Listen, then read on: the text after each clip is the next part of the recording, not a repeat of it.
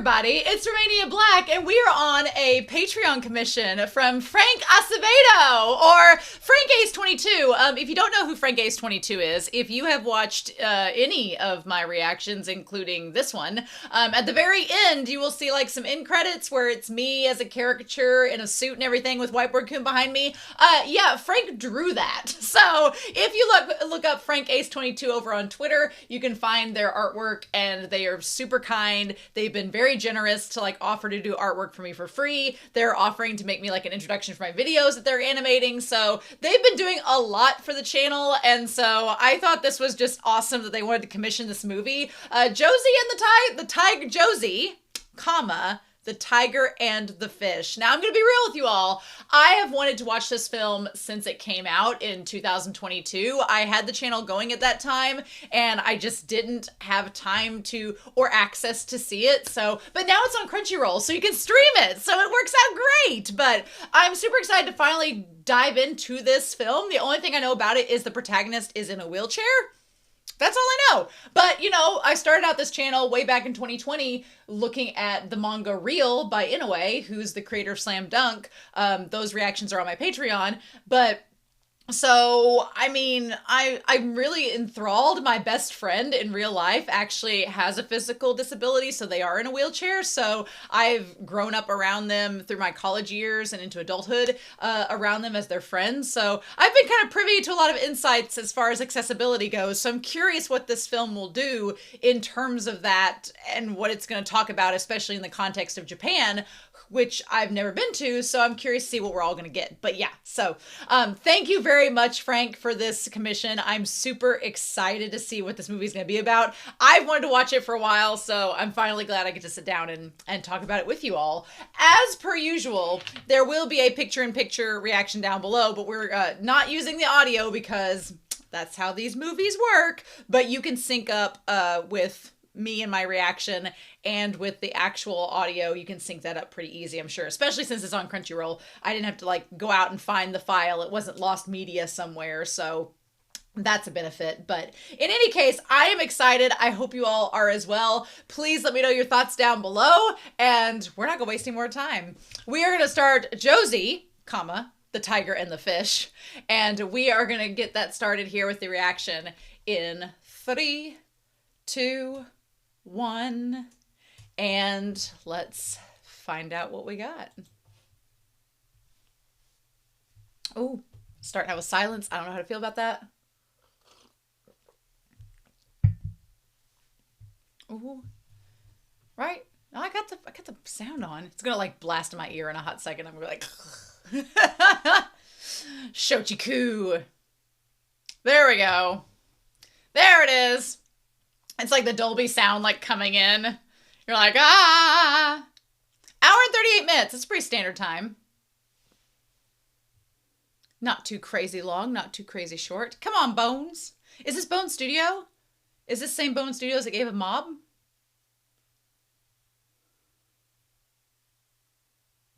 Ooh. Ooh. Is it a diving? Okay, are they diving? I was like, Darth Vader, is that you? Is this about to become Moana? I mean, fish is in the title, so I was assuming we'd be like, maybe on a beach setting. Ooh. All right. Oh, man. Are these the characters from Free? No.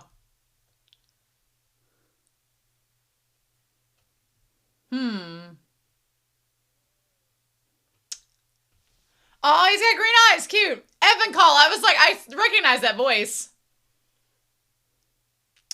I was gonna say, I recognized her voice, so.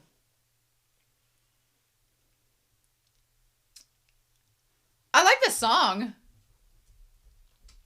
Oh, look at all the Dories. Did you see all the Dories that were there? Has he got like a micro apartment? Oh, he's going to school. He's working like 2 jobs.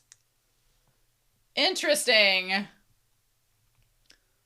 Oh, I like the animation a lot already too. Huh.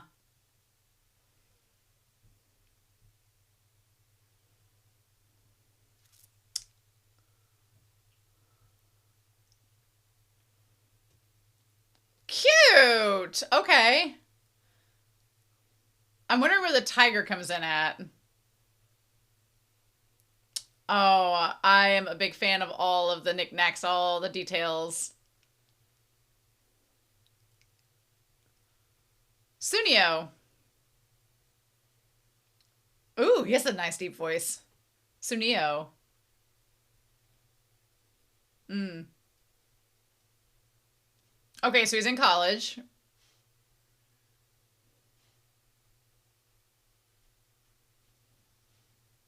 Ha!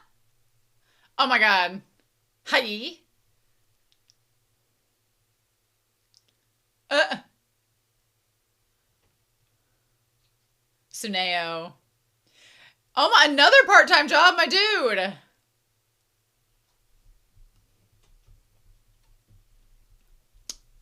Oh, sir, 22. Okay.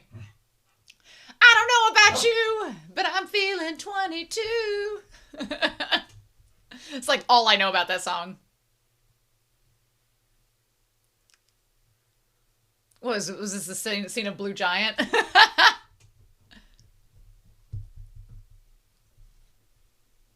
Oh my god. Oh my god.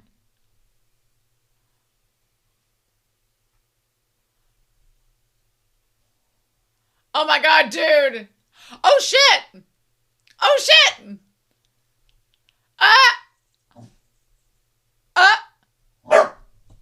My dude. Huckleberry. Oh, she's so tiny.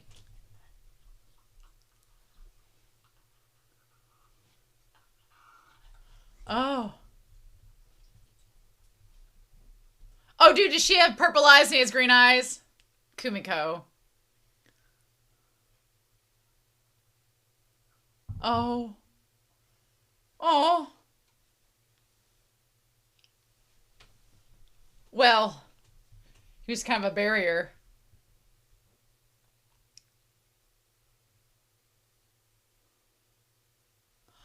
Oh, they pushed her. Oh, shit.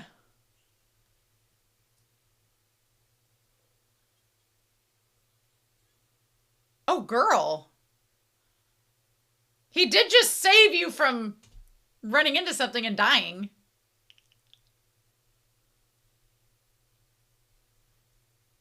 Oh. He wasn't a pervert. He literally just stopped you.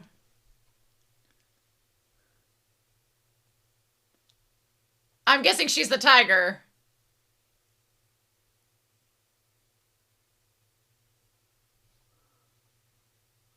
Hmm.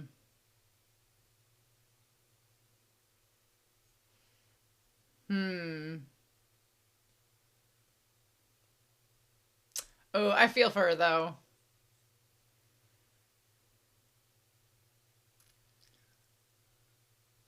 Oof. The wouldn't we be seen is... Hmm. I've got thoughts already. Interesting. What an eclectic opening.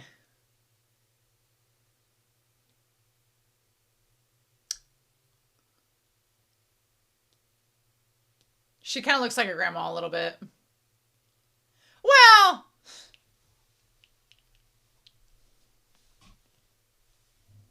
Hmm. Hmm. It's very quaint. Hmm. Ha! Oh my god.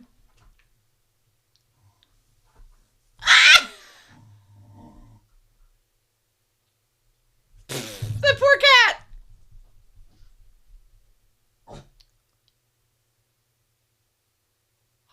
Ooh. Ooh. Ooh.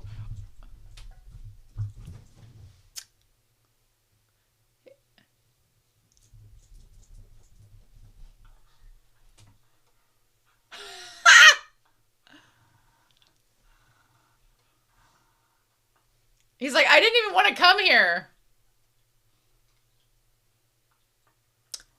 Josee.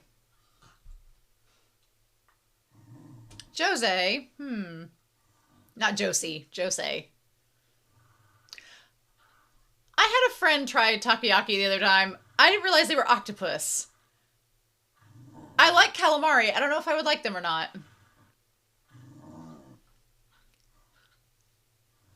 I like she has like a Kenji, like a band thing there.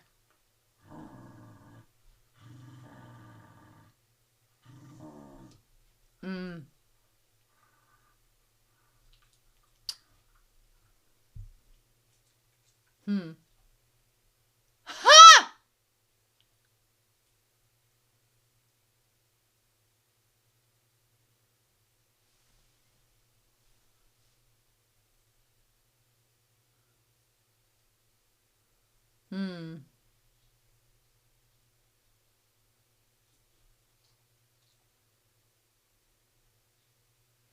Ha! Oh!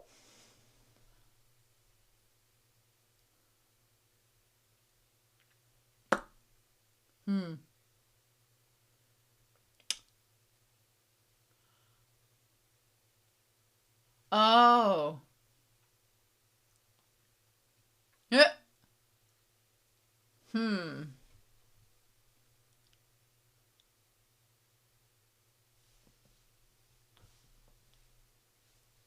Is she gonna ask him to help? Have I got a job for you?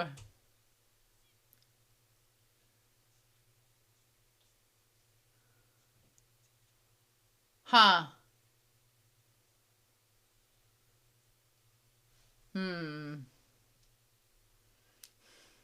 I mean, ha!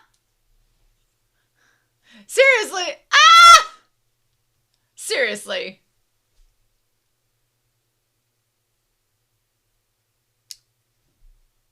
She did bite him.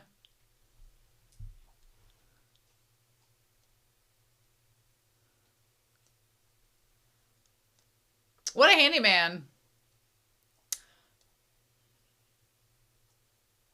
Ha ha! Suzukawa. Suneo. Oh, really? The Netherlands, you say? Mexico! I was gonna say Mexico's probably more reasonably priced than...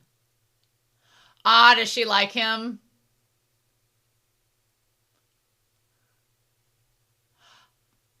I was gonna say that's why he's saving all the money to try to go overseas. I don't know. Mexico sounds a lot more affordable than the Netherlands, but that I could be wrong on that.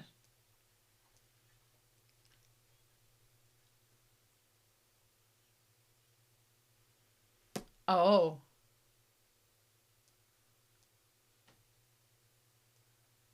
So he's going to be her assistant.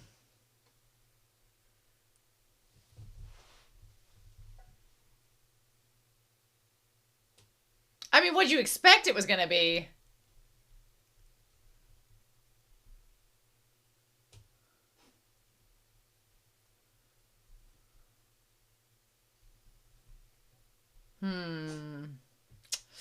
I have lots of thoughts, but... What was this supposed to mean?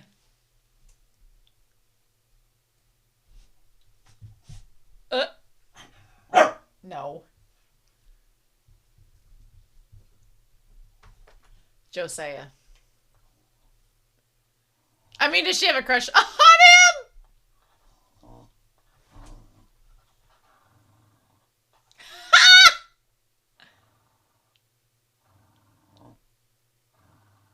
But I'm working here now.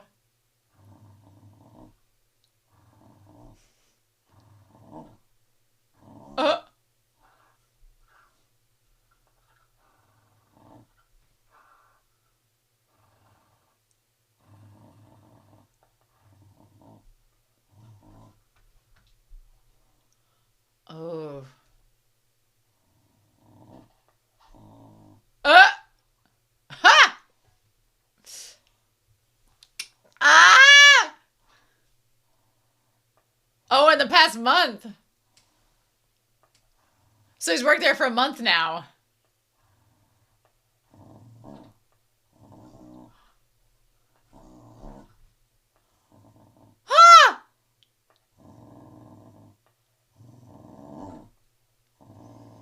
Oh my god.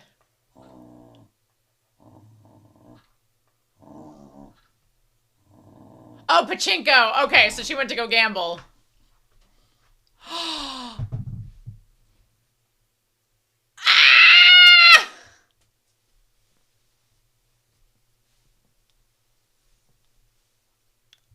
Oh, my dude. Were you supposed to leave her alone, though?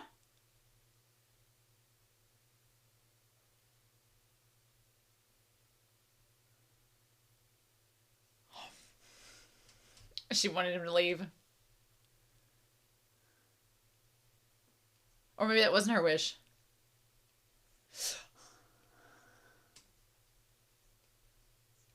Ah!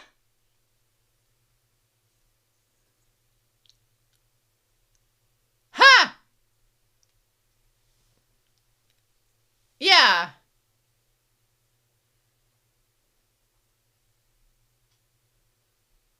Right.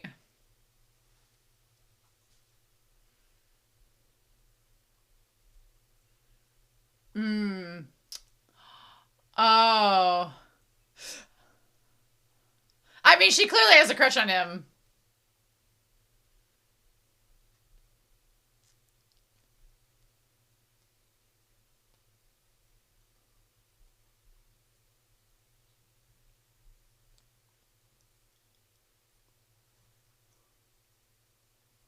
Uh-huh. Hey! Yeah.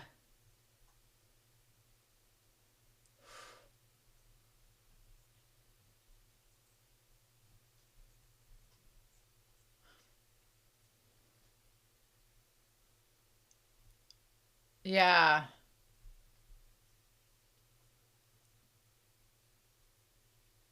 Aw. Well, good for him. Yeah. I hope he gets to go to Mexico.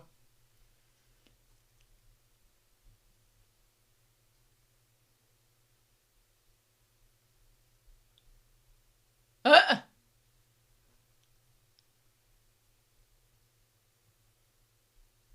hmm. I like Sunio. I like him.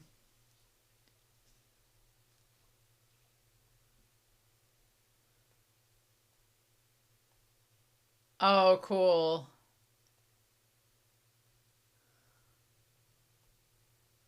Ah.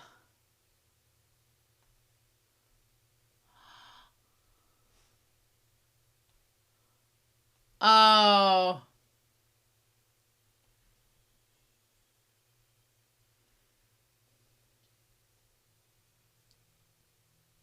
You know, my best friend loves The Little Mermaid and loves mermaids, so I wonder if there's a correlation.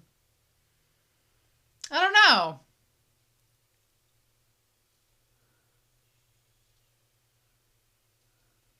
Hmm.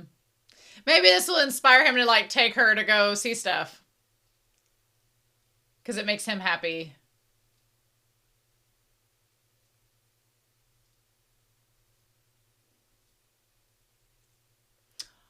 Oh.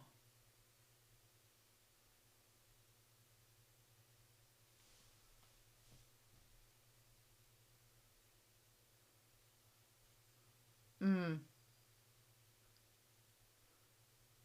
Mm.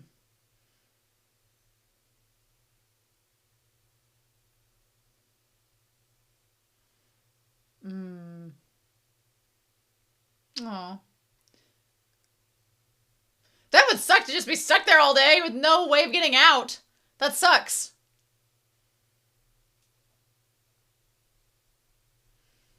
Mm-hmm. And she kept the clovers.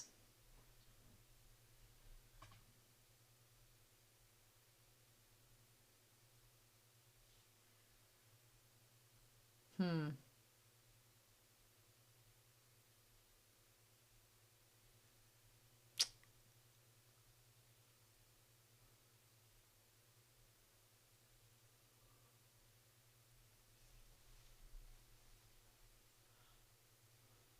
Yeah, I want to know like what the poster she has. Like what the deal with the poster with the man on it? Like if there's something in her past.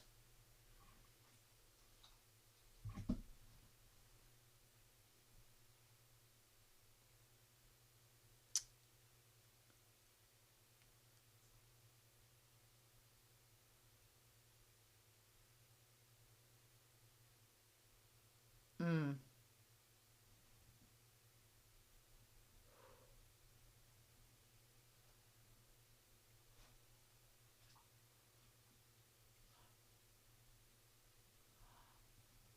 Oh.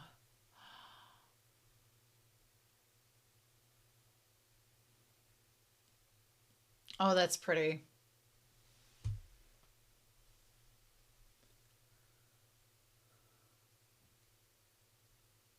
She's gonna be pissed that you're in her spot. She's gonna be mad that you're in her space.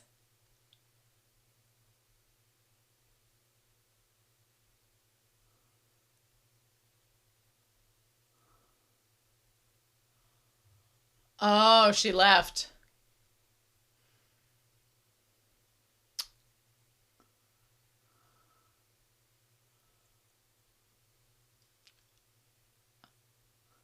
Well, I mean, I can't say I blame her for getting stir crazy. No, no, no, no, no, no, no, the train! Are you crazy, girl? There's a train coming, girl.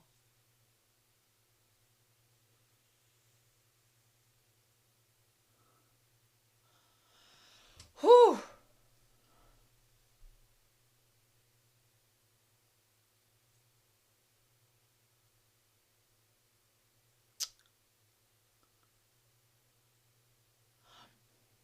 But he's like, well, joke's on you, I was quitting.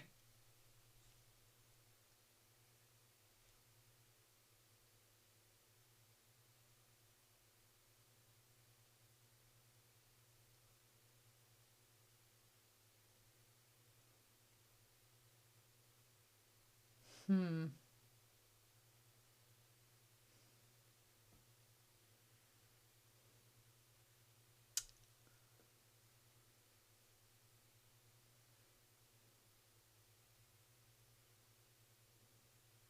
Mm.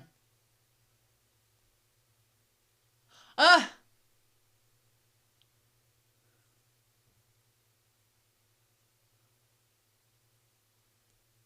I bet she's never got one before. Oh, what an asshole!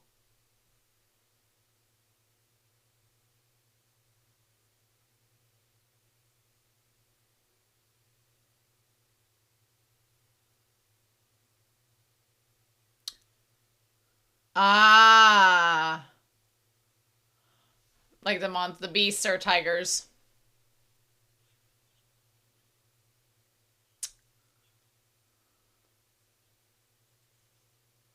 Oh, yeah. No, she didn't. She was just standing there. What an asshole! Yeah, what an asshole!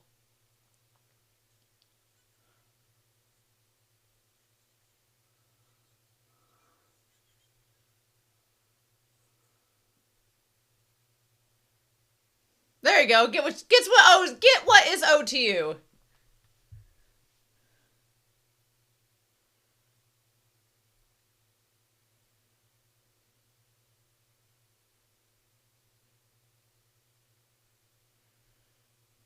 Mm-hmm. Oh my god, a ramp! It'd be amazing if more places in the US had those. You'd be amazed how much public transportation does not.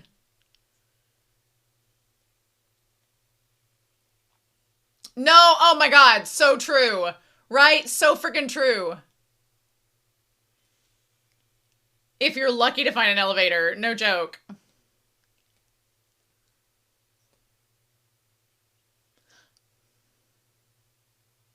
He's like, I didn't say it wasn't.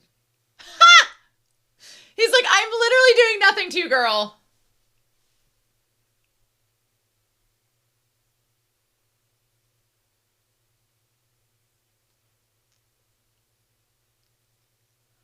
She's like, oh shit, you looked at my stuff.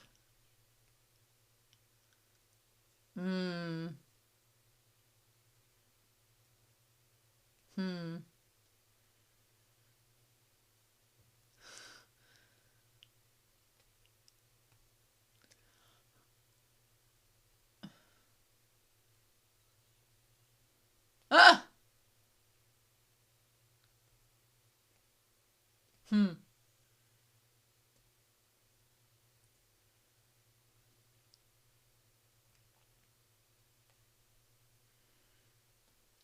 Although my friend does have a power chair, so she doesn't have to be pushed around. But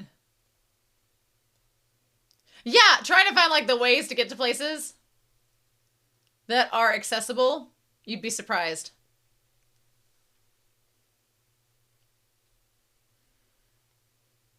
So it was her dream to be like the mermaid. Mm-hmm.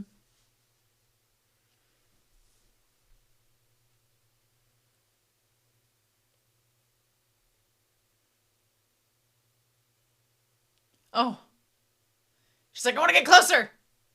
Damn it, no. The struggle is real. Oh.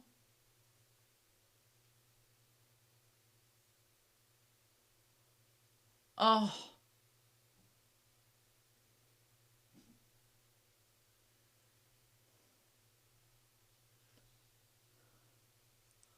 Oh.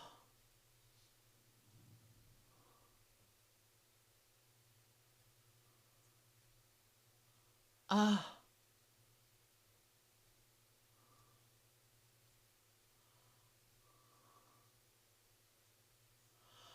Oh my gosh.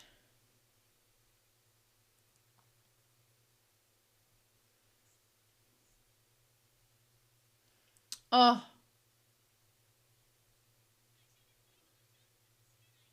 Oh.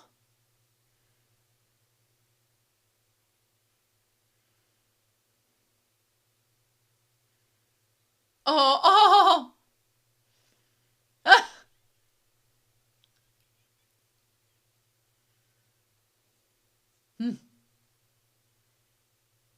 Oh.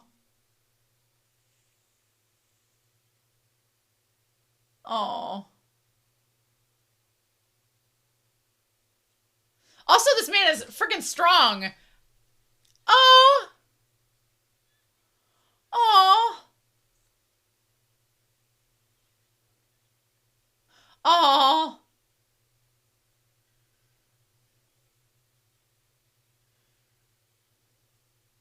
Oh. That's so cute. It is.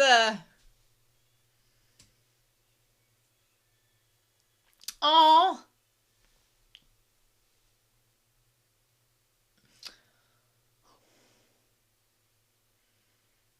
Well. Well. Oh. Oh. Oh, she grabbed it. Oh my god. This indeed.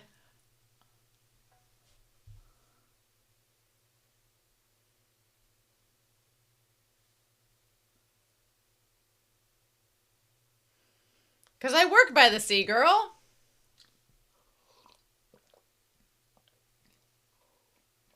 Mm. Okay.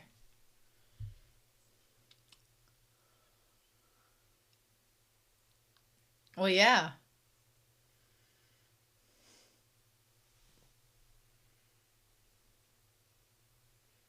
I'm sure anywhere, everywhere.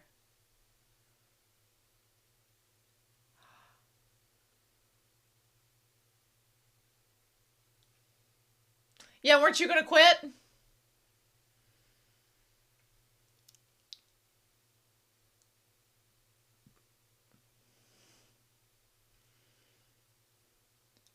Hmm.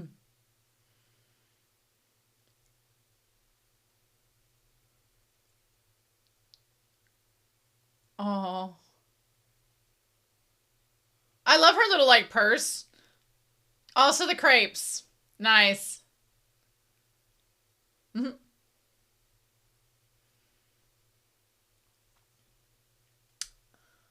Wait, don't judge me.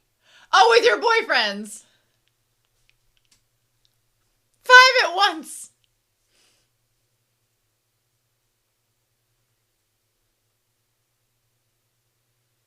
Hmm. Ah. Ah. Oh, oh God.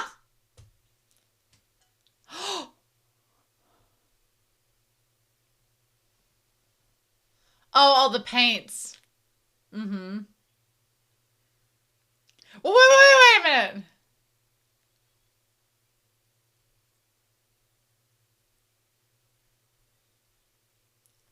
Ah! Oh no!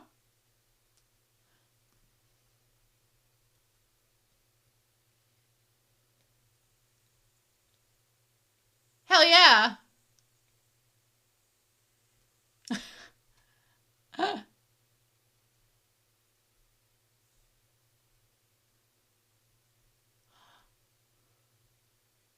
Uh, Yukichi!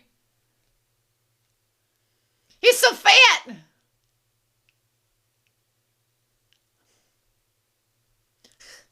She's got to get it. You gotta get the measurements right. Ah!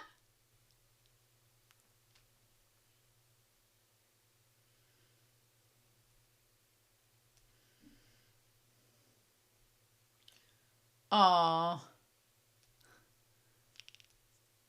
Uh. Ha!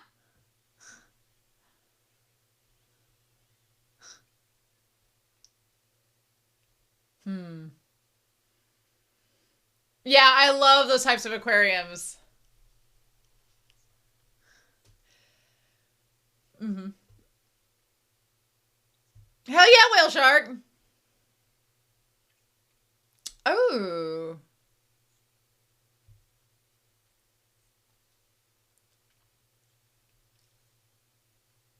It's gonna suck when he moves to Mexico. Then what's she gonna do?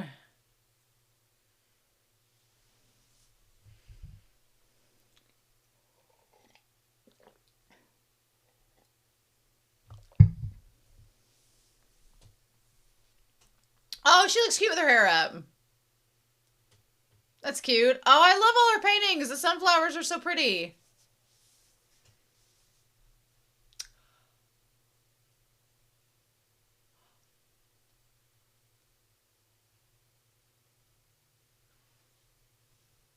Mmm.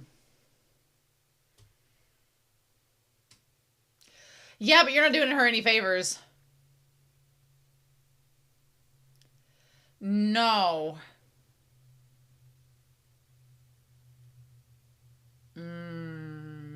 Oof.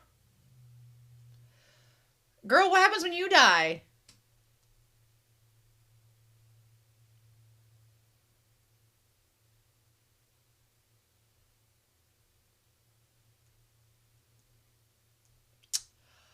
Ah. Mm.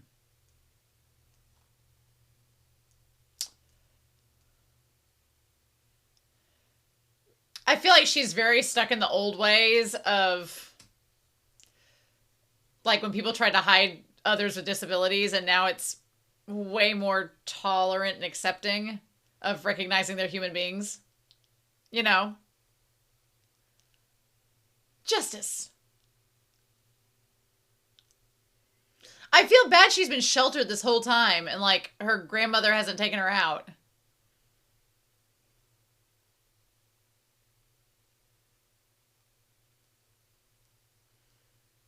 Mm.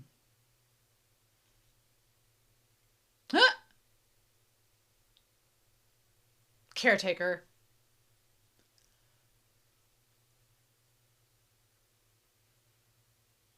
Mm.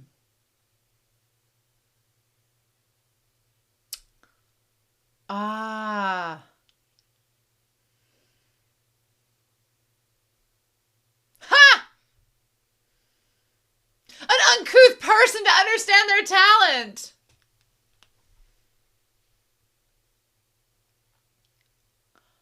Yes.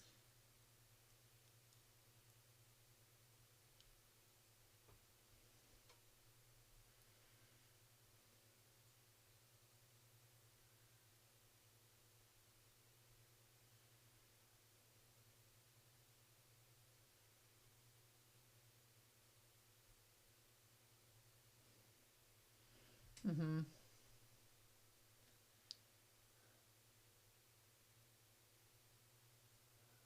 Aw. Aw.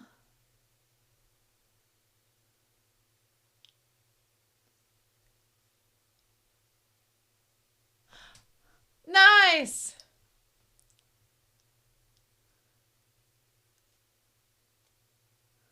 She's like, excuse me, we're having a conversation.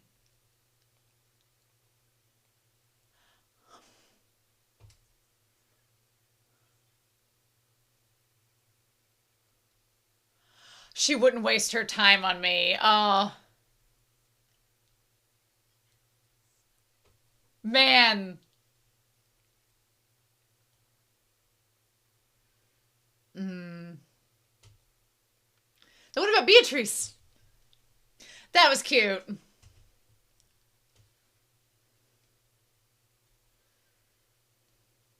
Aw. Well, I mean, you are calling her Kana-chan. Aw. Oh, yeah, she must be friends, girl.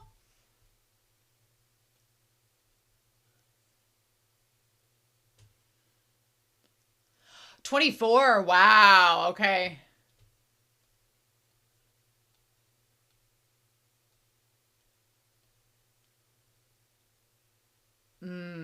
I mean, I guess at the library you would get to do that.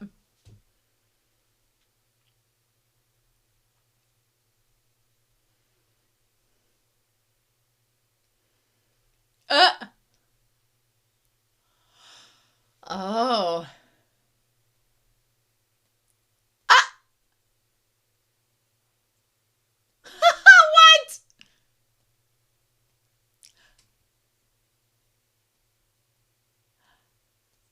Oh my god, his best friend, Hayato.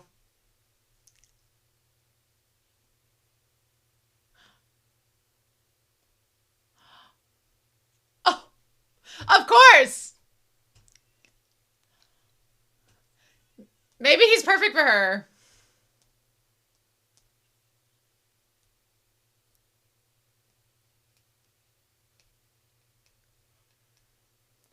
Uh.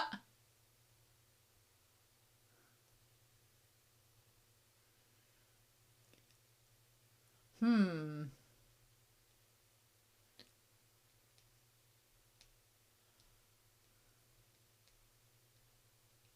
Hmm.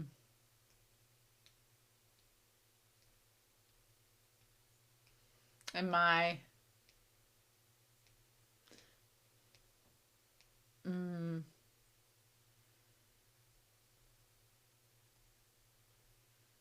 Hmm. She's so shy around them.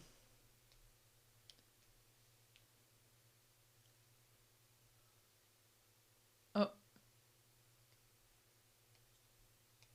Oh. Oh. Oh. Was she jealous? Ephemeral. Hayato.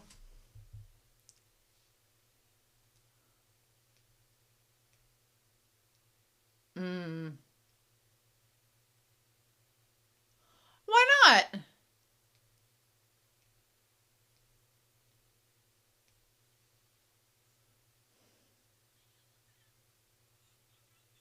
Oh.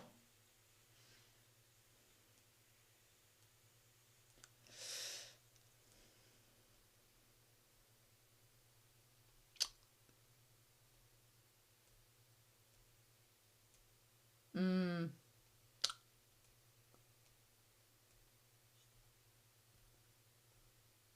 Don't leave her alone, dude.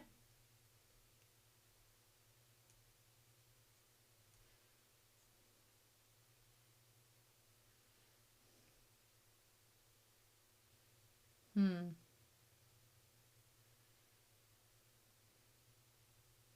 Oh.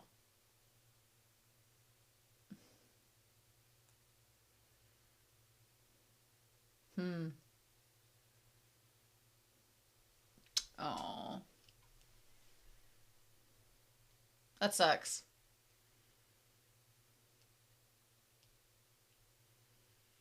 Ah. Oh, oh, he was crying. Oh, that's sad.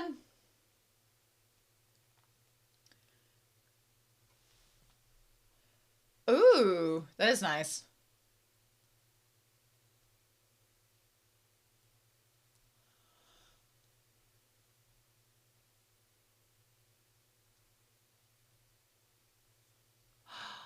Hey! All right. Next March, okay. I mean, to get settled in and everything. Okay, it says Okinawa there. 6 more months. Okay.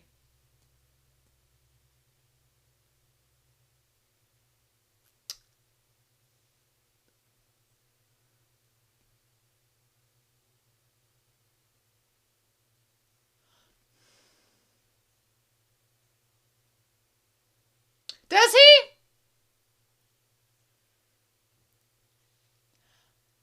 Uh-huh. Aw. She looks like Miss Rachel. That little girl's dressed like Miss Rachel. Adorable.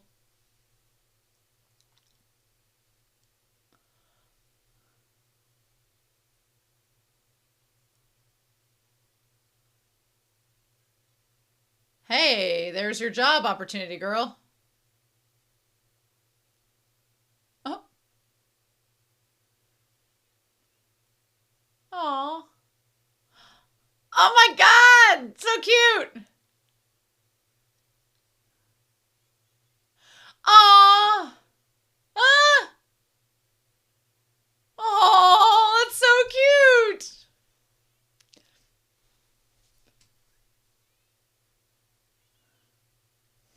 These little demanding children.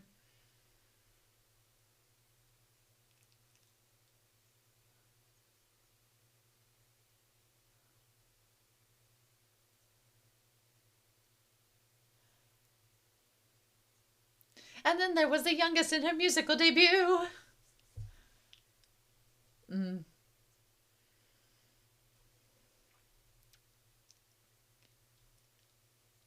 Uh.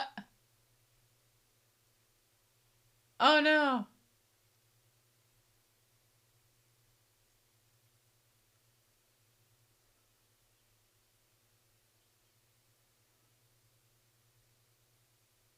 Oh.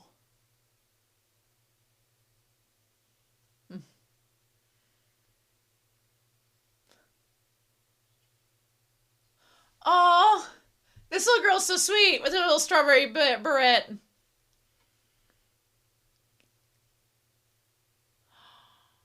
Oh, that's so good.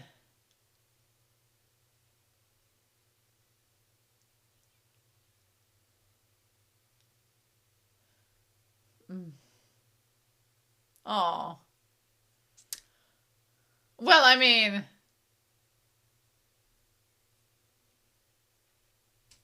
yeah, she's really good.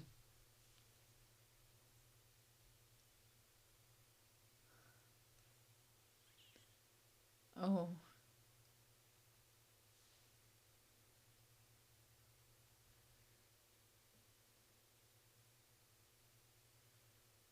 Oh.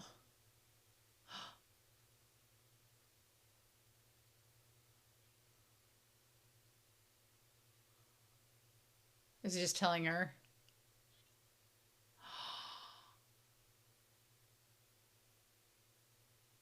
Oh, that's cool.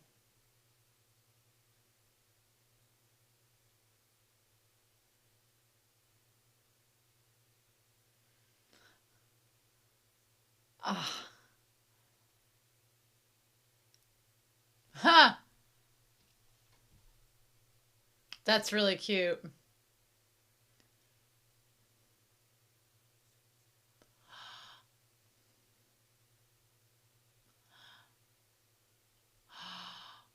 Look at all the Dories and look at all of them from Finding Nemo. Oh.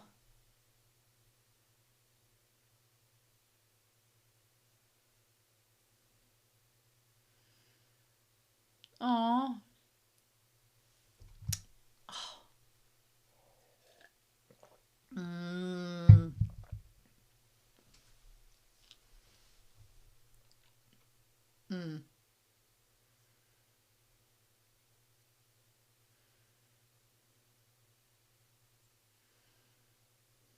Hmm.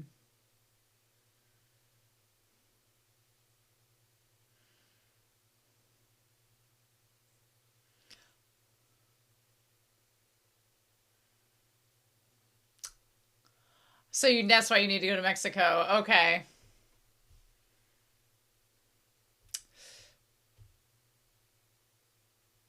Well, about that.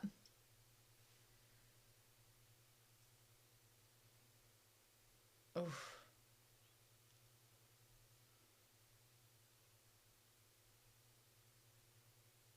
Ah. Mm.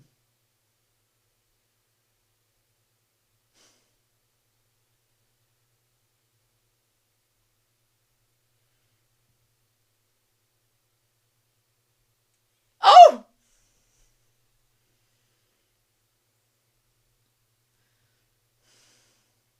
She's like, I'm not ready for that. Oh no. Knocked my earbuds out. But he didn't tell her he was going, so it's gonna be a thing. It's gonna be a thing.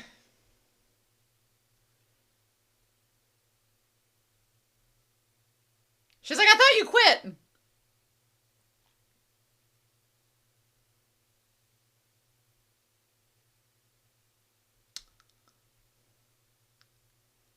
Uh.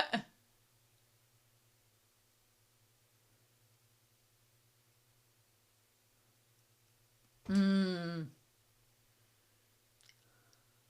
Yeah, quit sheltering your granddaughter.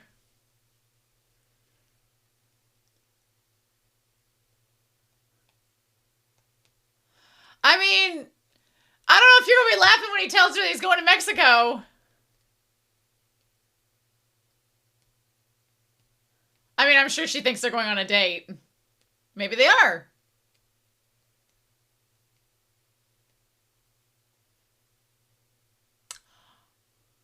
To the zoo.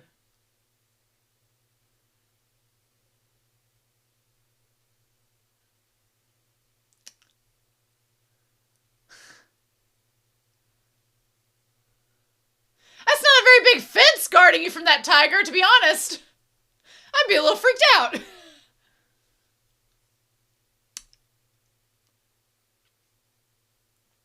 Yeah. No, I'd be a little freaked out too, girl.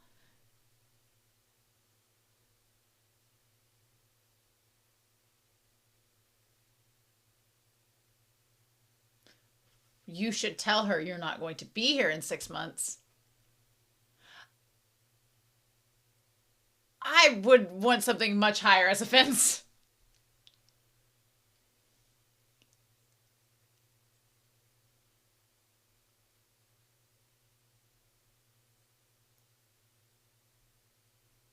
Hmm.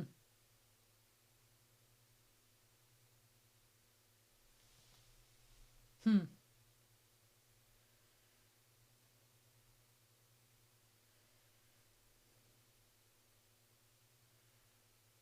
Yeah, everybody's got their talents in different areas. Hey, there you go. Girl, manga might work out for you really well.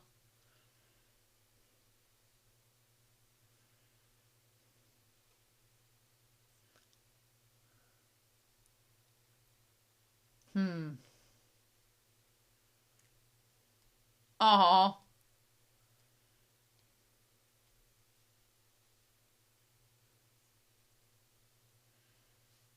She doesn't mention her mom, which is interesting.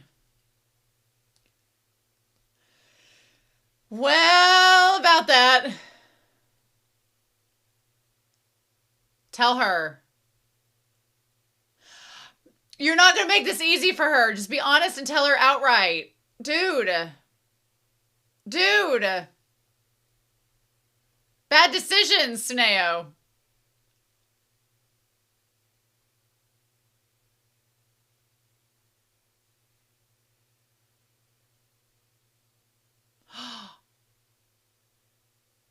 Oh, the grandma. Oh. Oh, that was.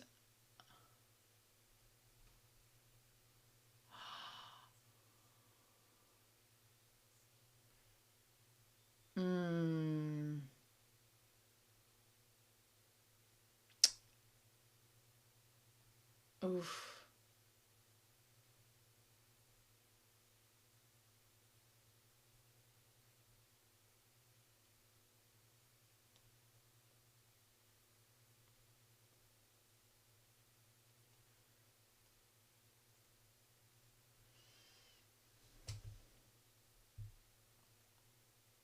For a while.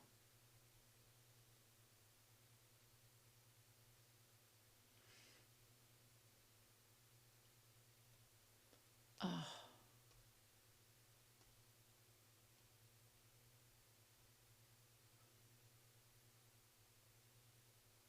Oh, oh, that's horrible. What's she gonna do? That's scary.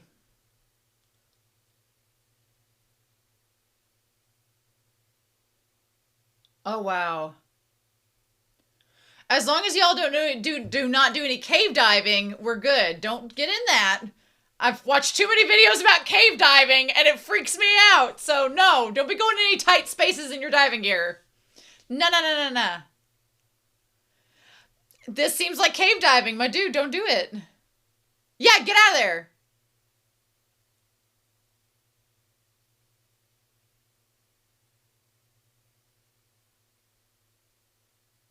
Yeah, get out.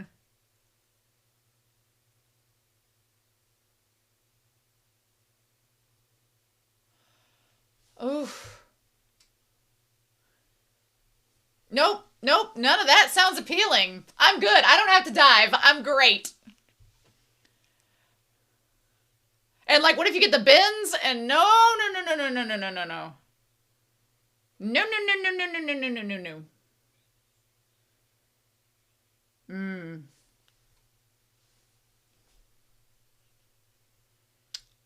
Ha!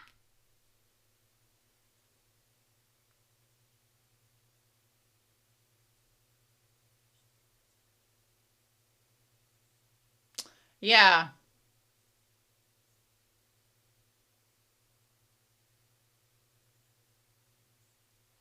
Yeah, it's easy for you to say.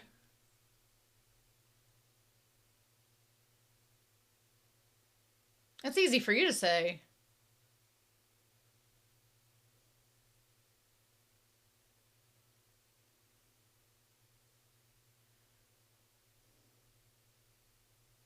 Mm.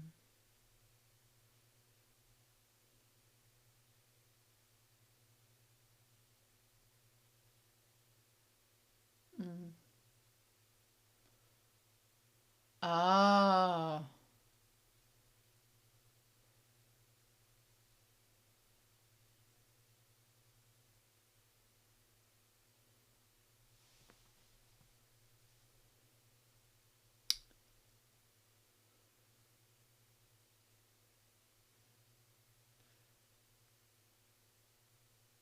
Yeah, but.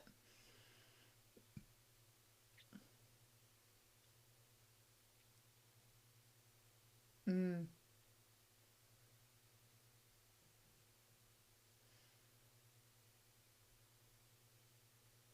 Oh, you don't have to be mean.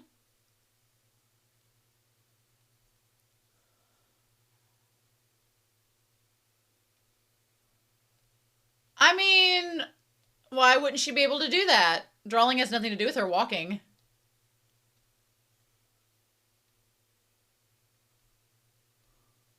Oh.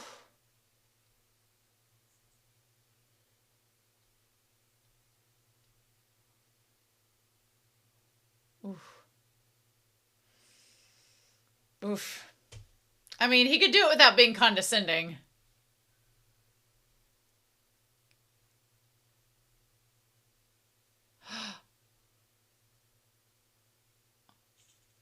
Oh. Ooh. Good save. Good save, Mai.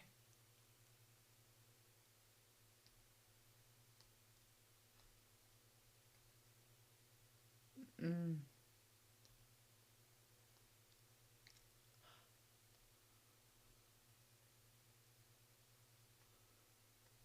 Ha!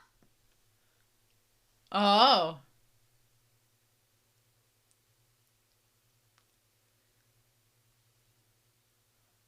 Is it bad that I kind of want to ship Hayako with her? Oh, shit.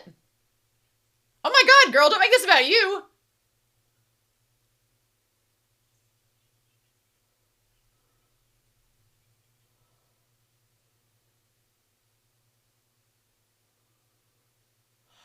Ooh. Well, no, he did not.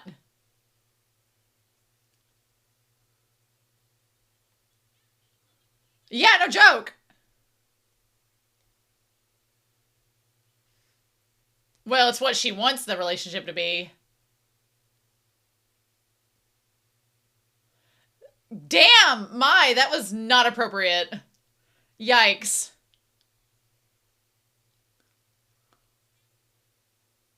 Oh my god, girl! That's so mean! Oh my god, that was a bitch move. You're kind of not on the fun list right now. That was really mean. Like, girl. Shit, that's rough.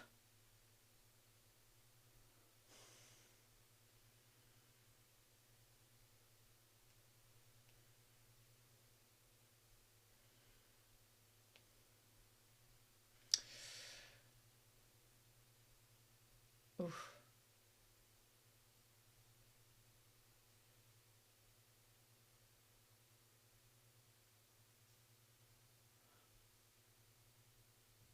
Oh.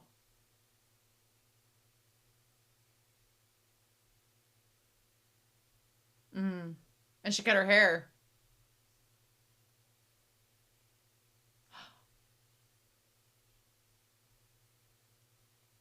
Oh.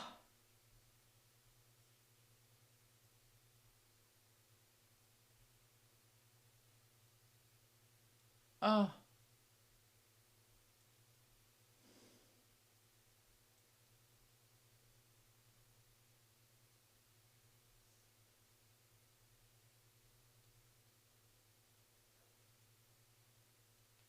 Oof, that sucks.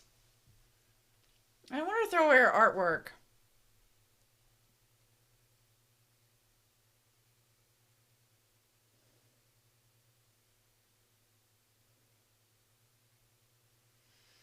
Ah.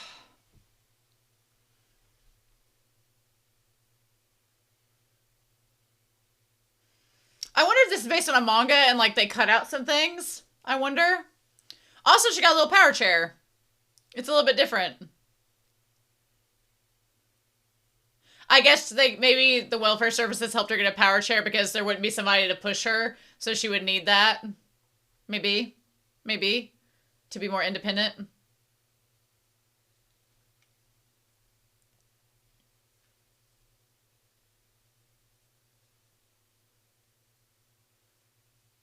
Oh, it's so gloomy.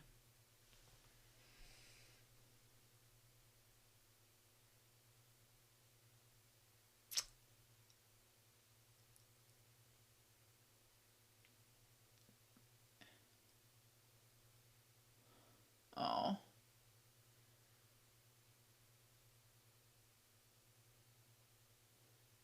oh,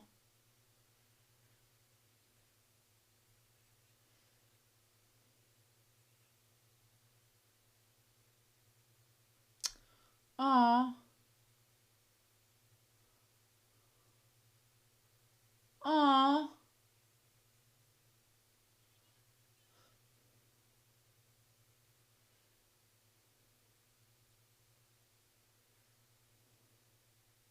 oh,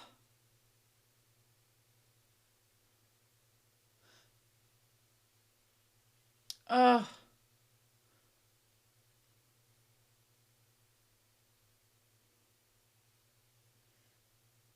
oh,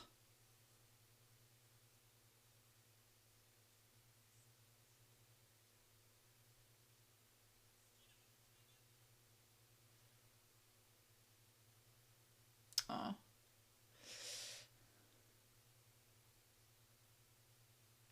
Mm-hmm. Yeah, about that. Oh.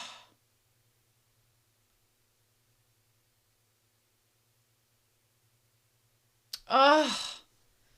That's heartbreaking. Also, she didn't bring up I would have thrown that bitch under the bus. I'd be too petty. I'd be like, and your friend said. I'd be petty as hell.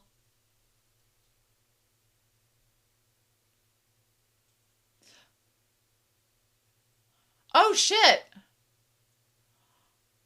Oh, my God. Oh, my God. Oh, my God. Oh, my God. Oh, my God. Woo!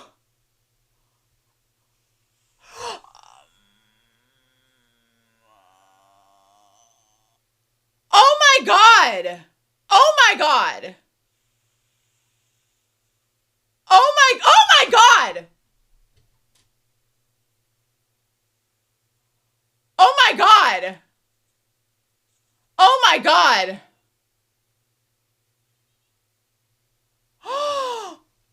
Holy shit! Holy shit!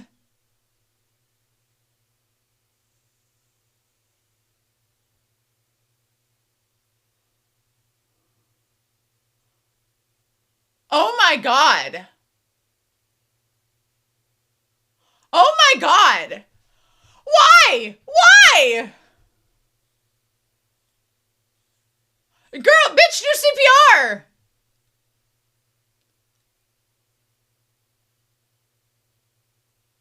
Oh my God.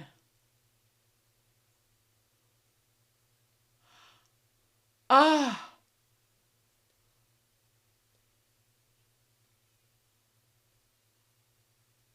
Oh, he's type A? Ah. Oh my God.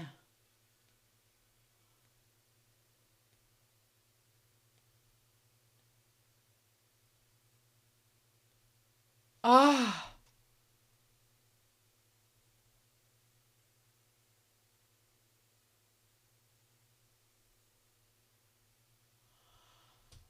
Oh.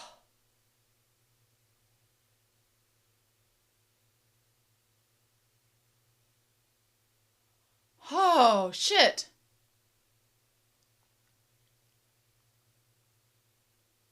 Is he gonna be paralyzed or something?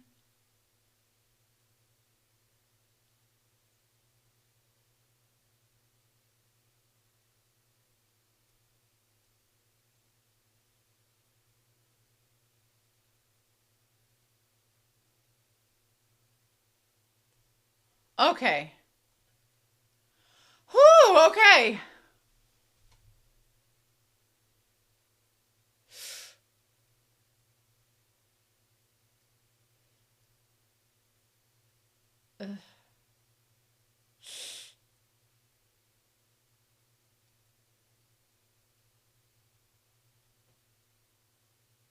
Oof.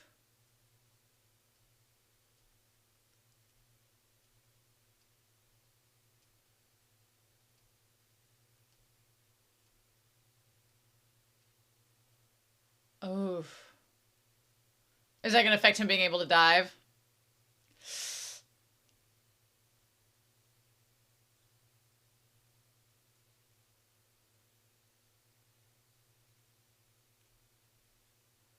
Oof. Mmm.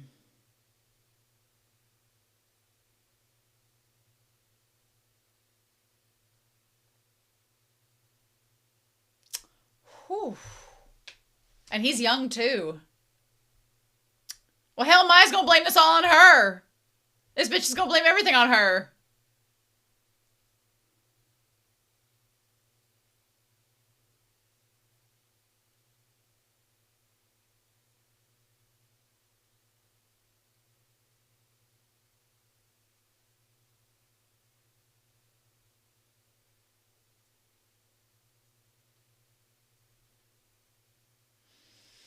Is he worried he's not gonna be able to do everything in Mexico?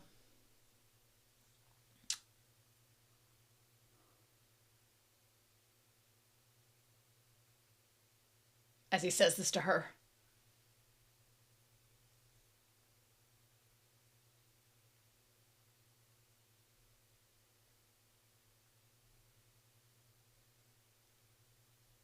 Uh, oh my God.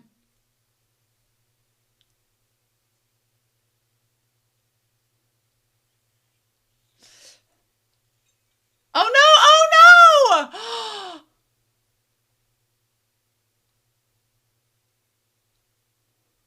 Oh, and she feels awful because she feels like it's her fault his dream might be ruined.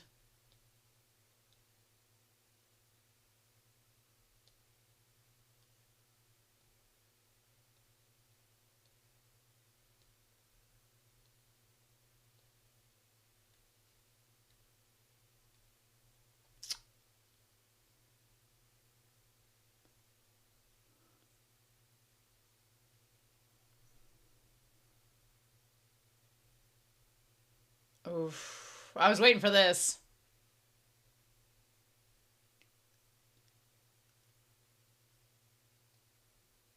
Oh.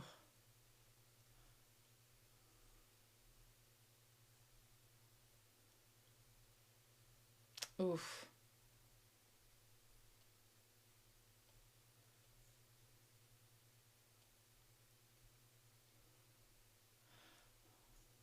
Oh.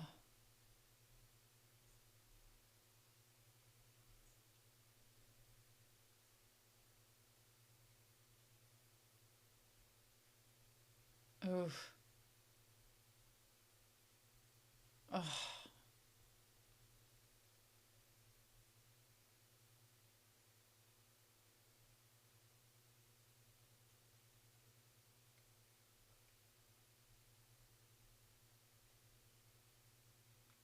Oh, that sucks.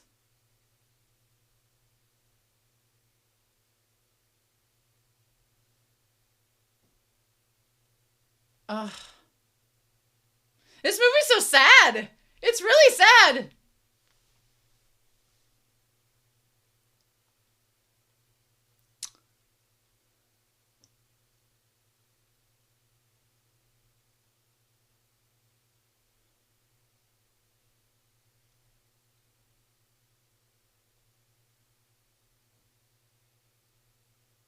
Hmm. Some flan.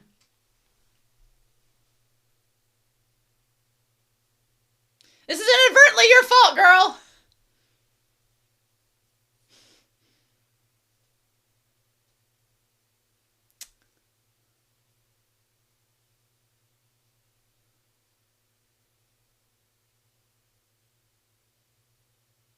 Oh.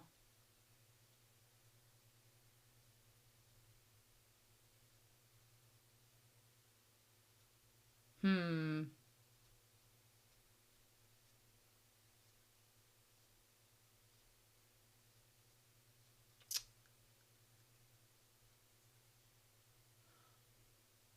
Funny that you're leading him around like this. Yeah, oh, you'll do it for him.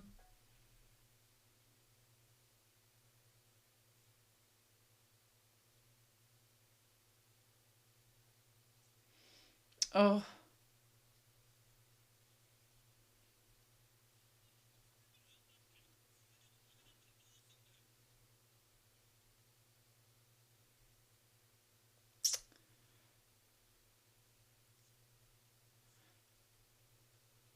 Oh.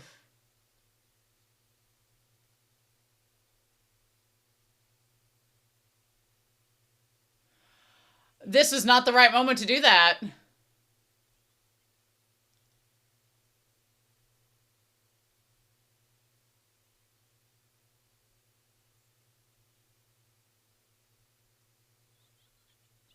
Not the right time, girl. Not the right time at all.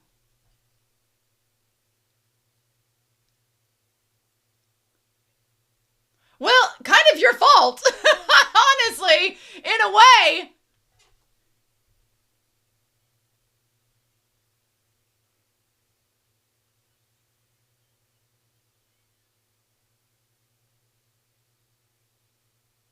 I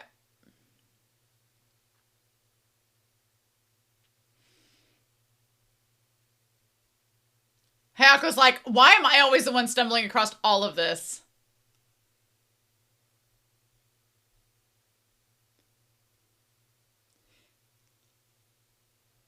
Hayako, my dude, what would you do? What would you do?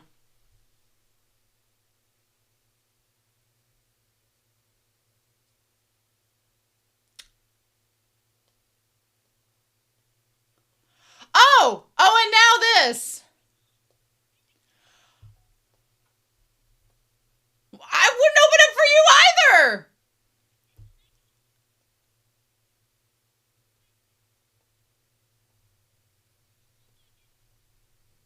You were a bitch. Go away.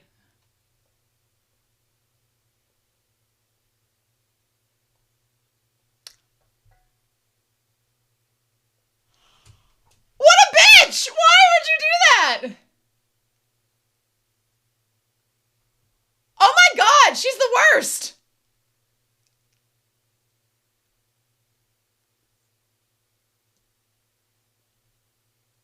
This woman is so selfish.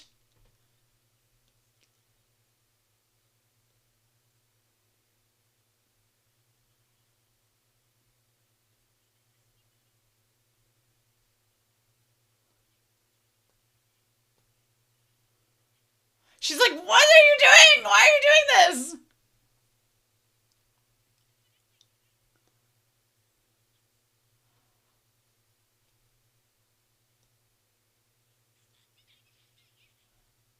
Bitch, be gone! That's right.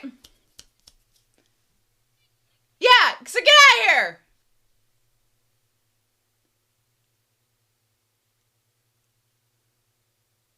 But you know the most important one.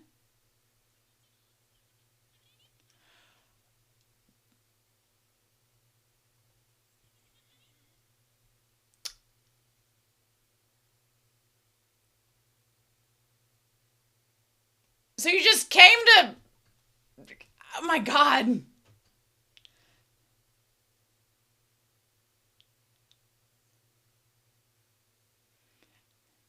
Y'all ain't cried enough.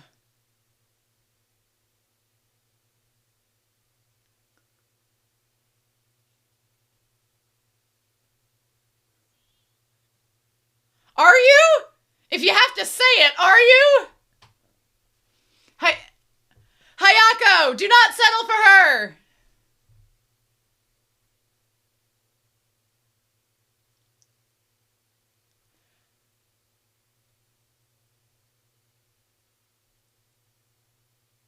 Man. She totes gave up on him like the moment he couldn't. Oh my god. Girl. Is Mai the new Daisy? Oh, she did keep the artwork. She did keep the art supplies.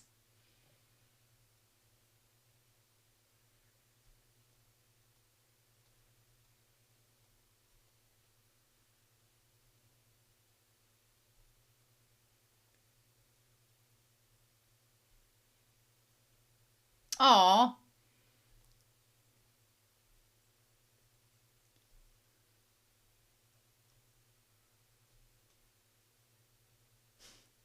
Can you guys co-collaborate? Can you guys co-write this and co-create it? I mean, there are manga artists that draw what other people write. Do it, girl.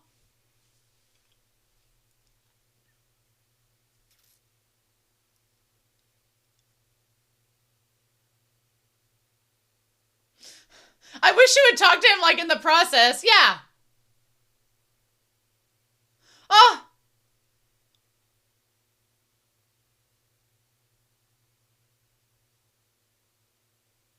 Oh my god.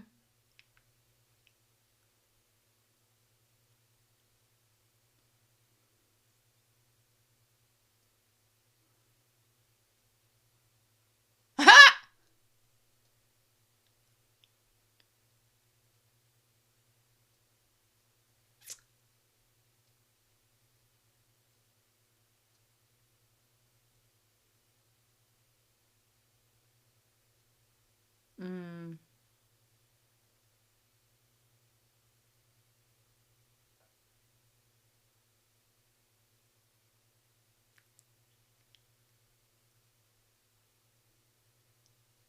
How long was this going on?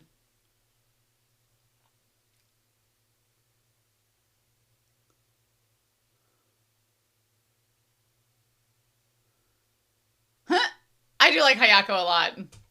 He has to tolerate a lot in this movie. While you're in your gloomy grays.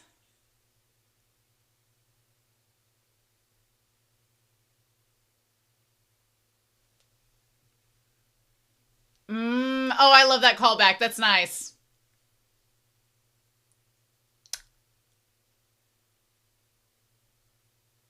Nice. Good job, Hayako. You're one of the better characters of this film.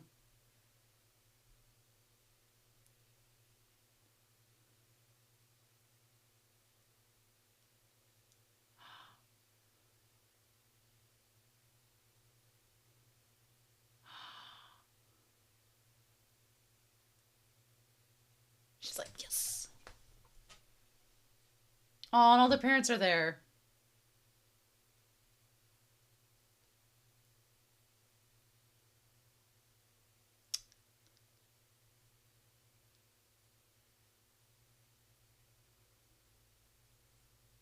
Oh.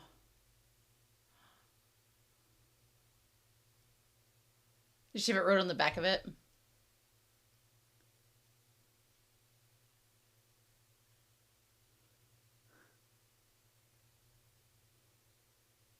Hmm.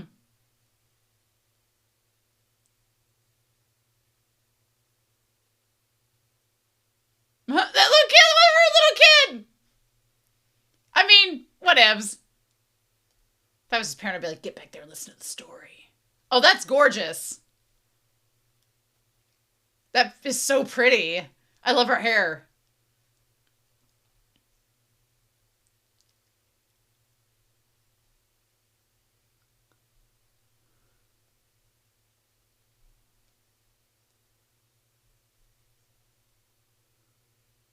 Hmm.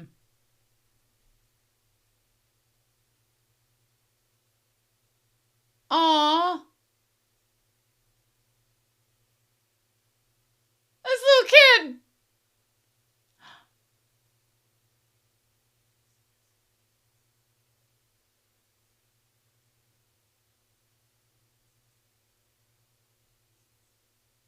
Mmm.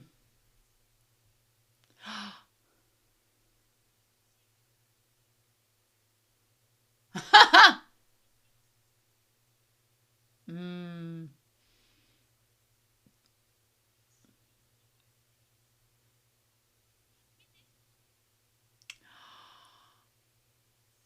Oh.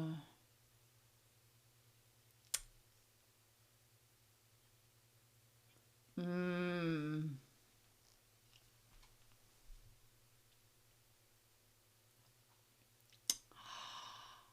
Uh-huh. Referring to him.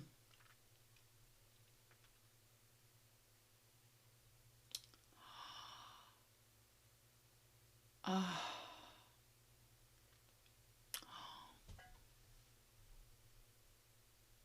Mmm. Wow, that's so pretty.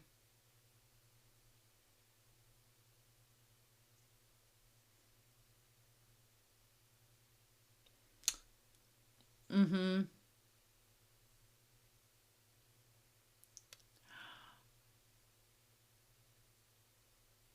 Like this lady with the baby over there.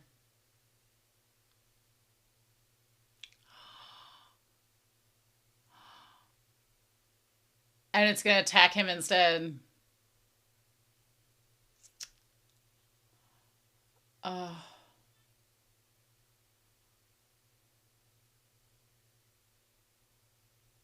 Oh.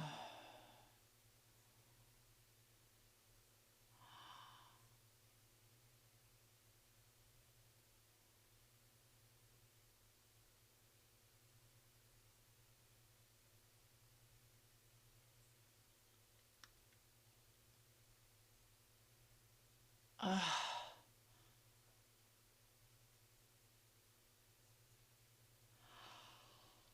Oh.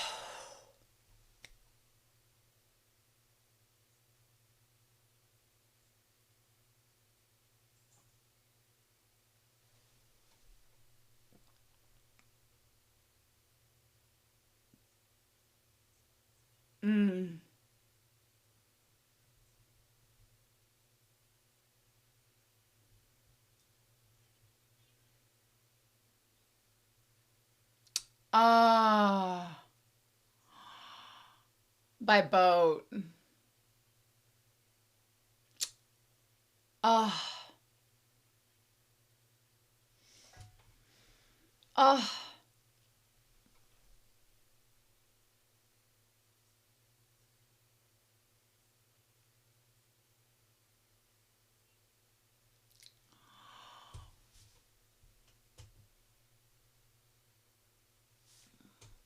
oh,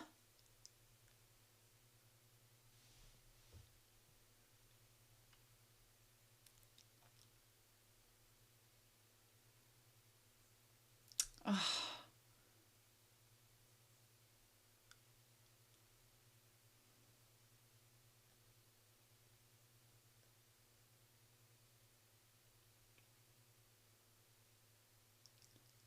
Mm.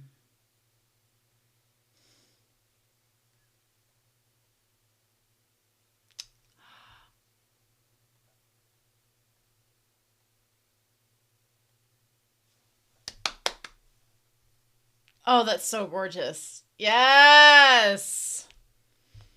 Yay! She did it. Oh!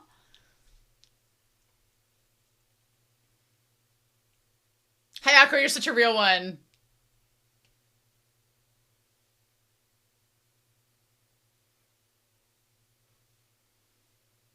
Oh. That's right. That's right.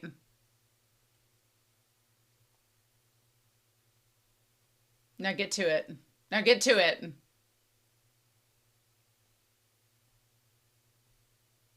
Mm-hmm.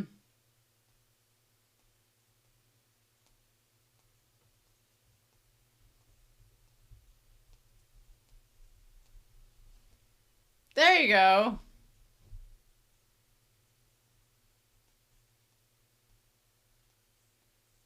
I thought you loved this man, Mai. Where are you at helping to help him get him recovered?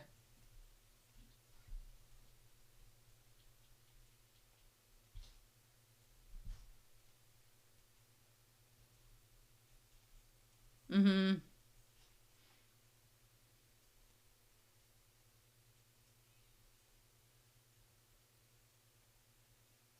Mm-hmm.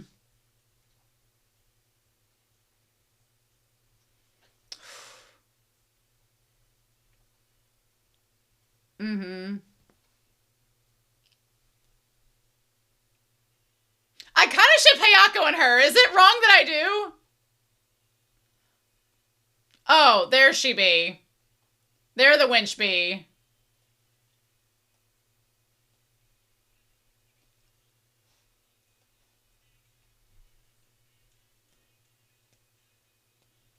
Nice. There we go. There we go. Nice. Yay. Aw.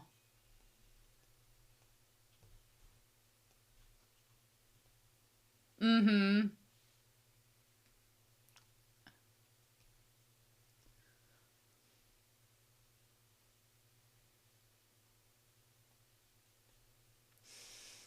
Ha.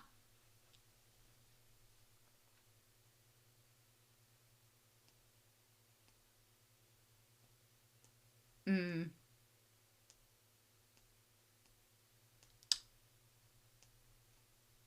Well, don't be jumping in front of cars, girl.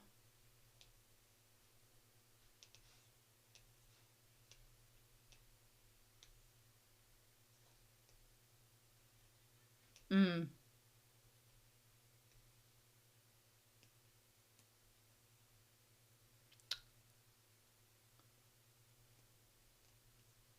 There you go. Nice.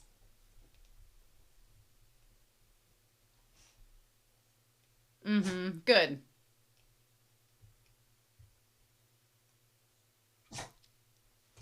Nobody. Hey, there you go.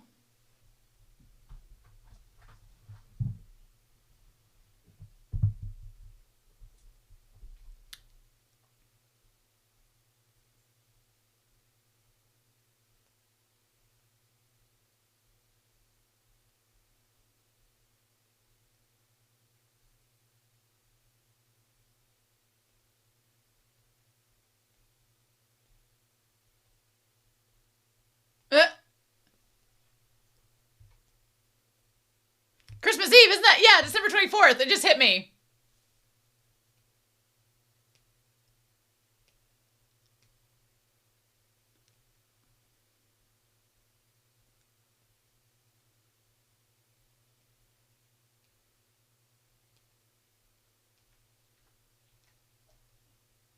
Is she not going to be there?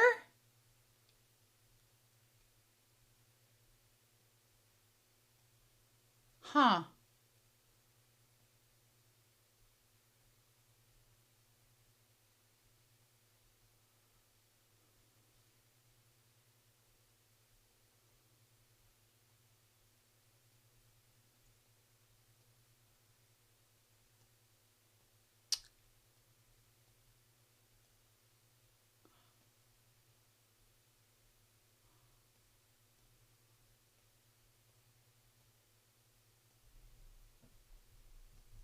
If she's dead, I'm going to be like, what?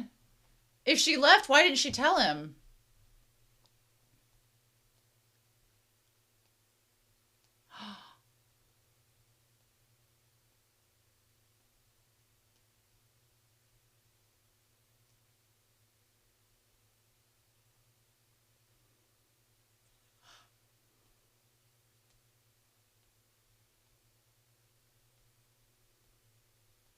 Why couldn't she tell him she was leaving?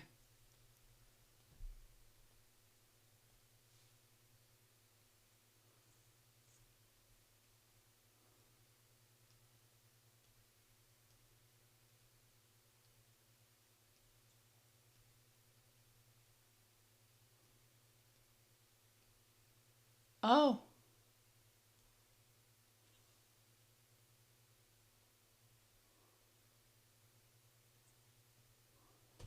Oh.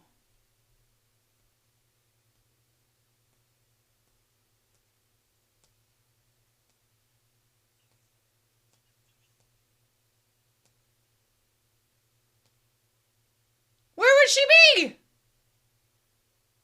Girl, if you got a job or something, you need to tell these people.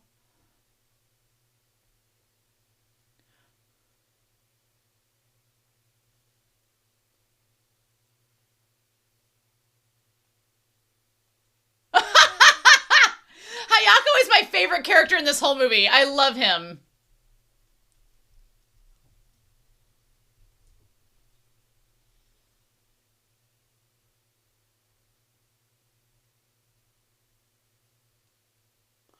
Girl, why are you going? Why are you going to the tiger's pen? That's not safe. What are you doing?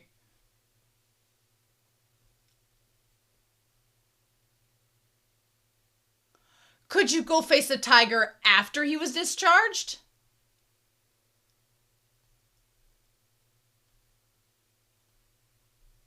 The tiger's like, bitch, what are you here for?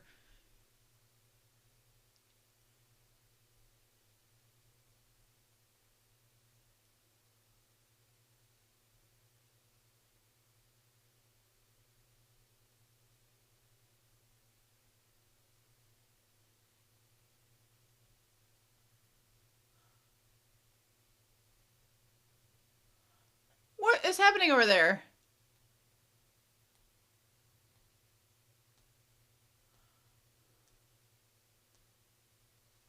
Uh. Oh.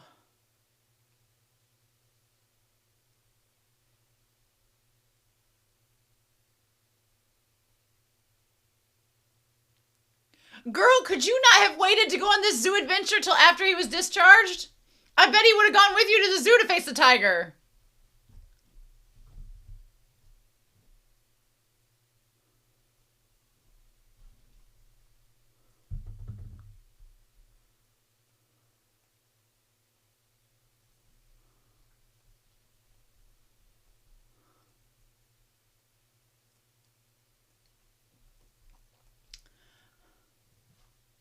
Don't get him hurt again! He needs to make it to Mexico!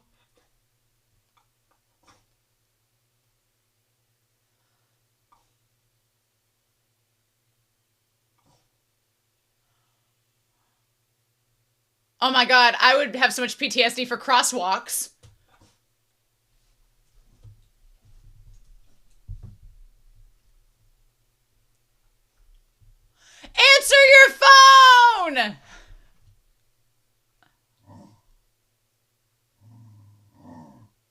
I'd hail a taxi and go find her.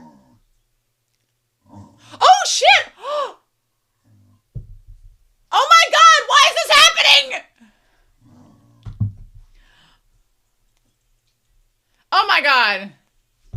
Oh my god. Oh my god.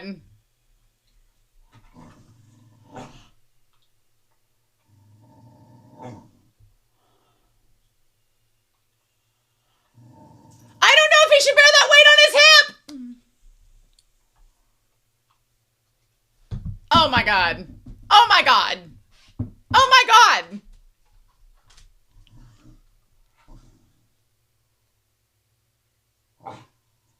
Oh my gosh, my dude.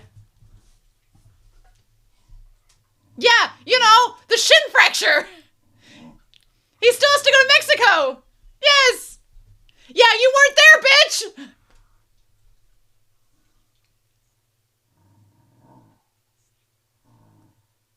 Why weren't you there?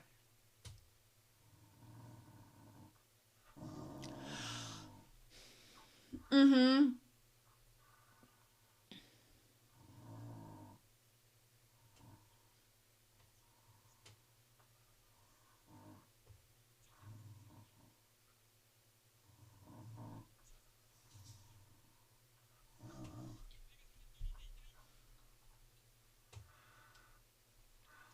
What about, yeah, what about Mexico?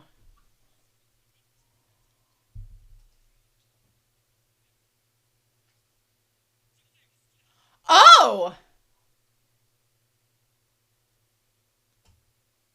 Aw.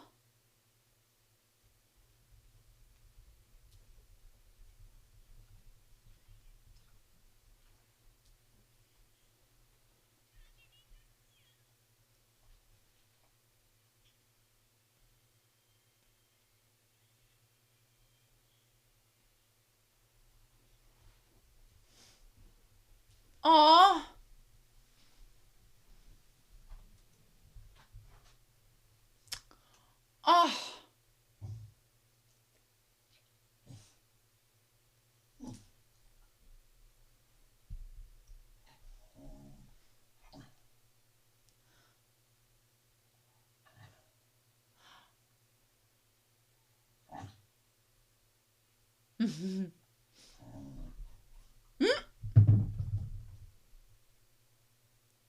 Oh. Aw. Aw. Aw.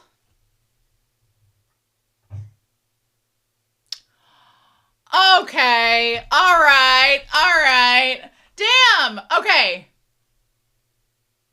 Oh, really? So this is not based on anything. Okay, cool. Work. Oh. Oh. Man.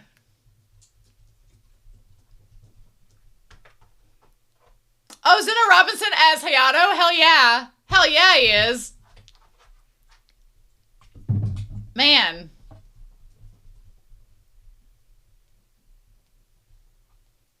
I kind of want to see the English dub of this, honestly.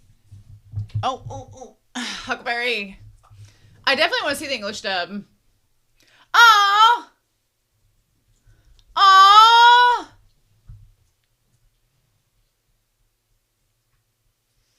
She confesses, and then Josie's like, oh my god. My bisexual awakening.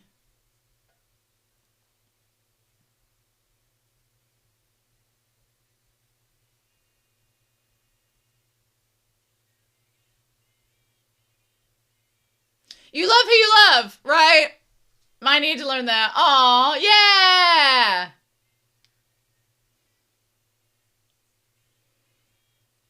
I'm glad he left to go do that.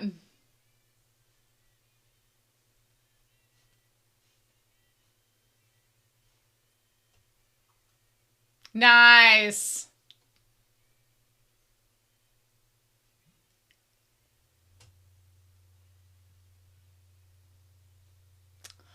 I wish she could go to Mexico to see him.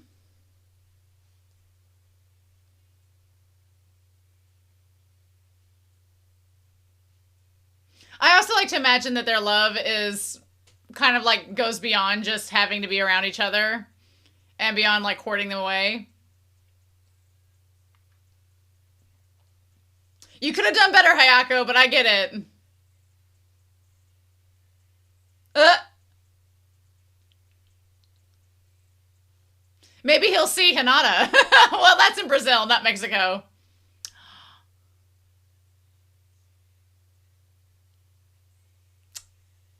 And doing the long distance thing. Oh.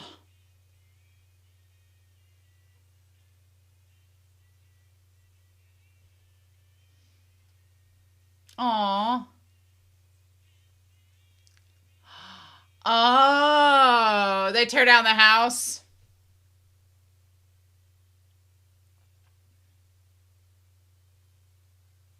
Hmm. That would have been hard.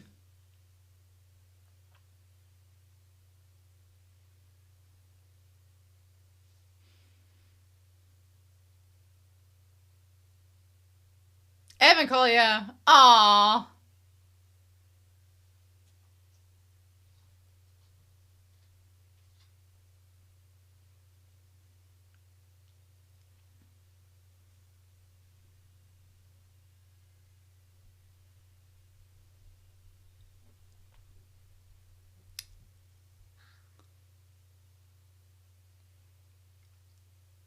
Are they going to show us anything extra?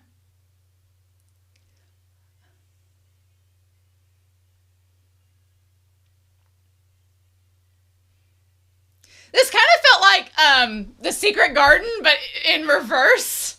We'll talk about it in the discussion.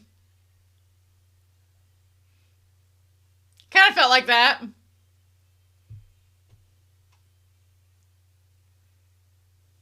Aww.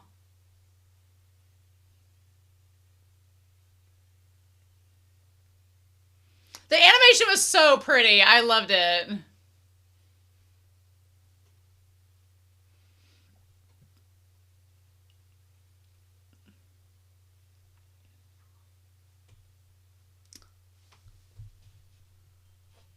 And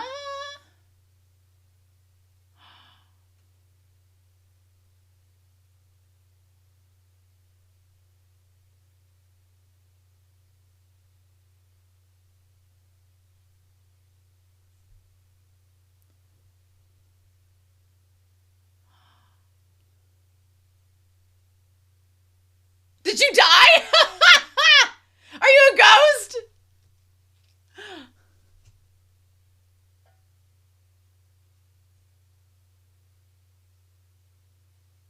Aww. Right. Aww. That was so cute. Okay. Oh, holy cow. I'm so glad I got fun to finally see that. Oh, thank you, Ace. Thank you, Frank Acevedo.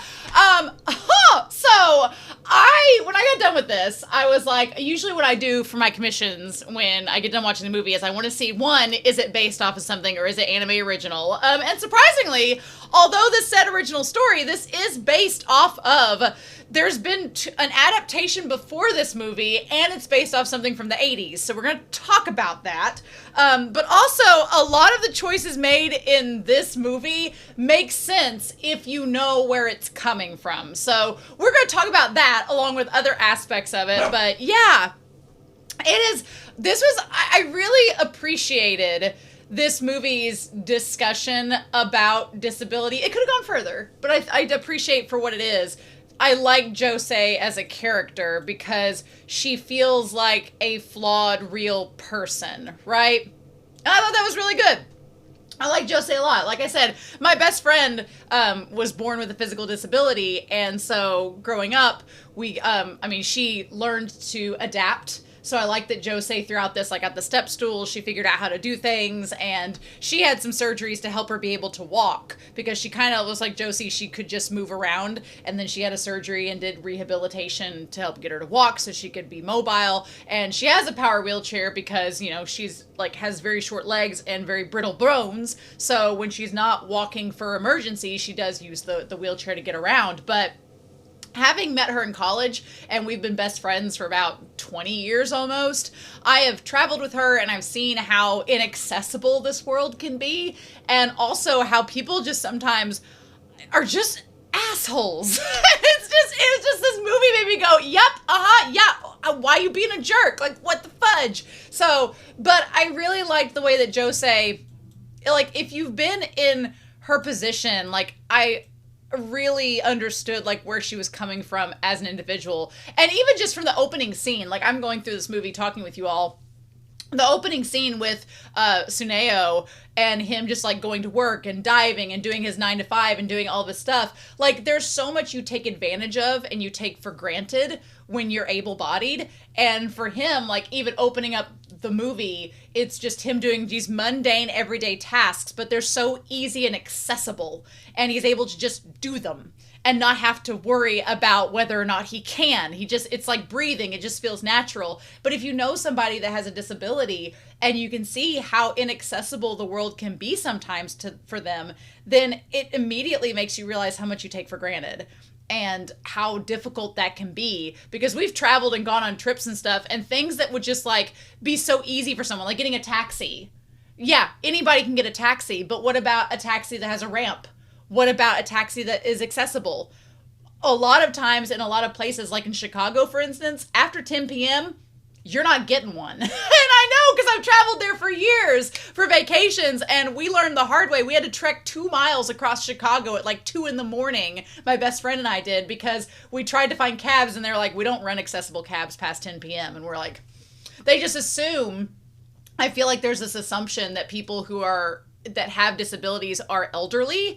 There's a lot of the equipment is not made for like everyday use. It breaks so easily. It wears and is not made for wear and tear. Accessible features are not made for people of different body types and sizes, because there is an assumption that you're a little old lady who's 80 and using a chair, and that's not the case.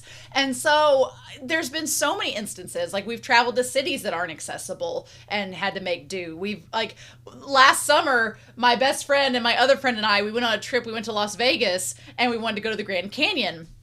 And we had everything lined up. We had a tour set up, and I told the tour, because I set up the tour guide system, and I said, hey, is this, like, charter bus, does it have a lift? Is it accessible? And they were like, yes.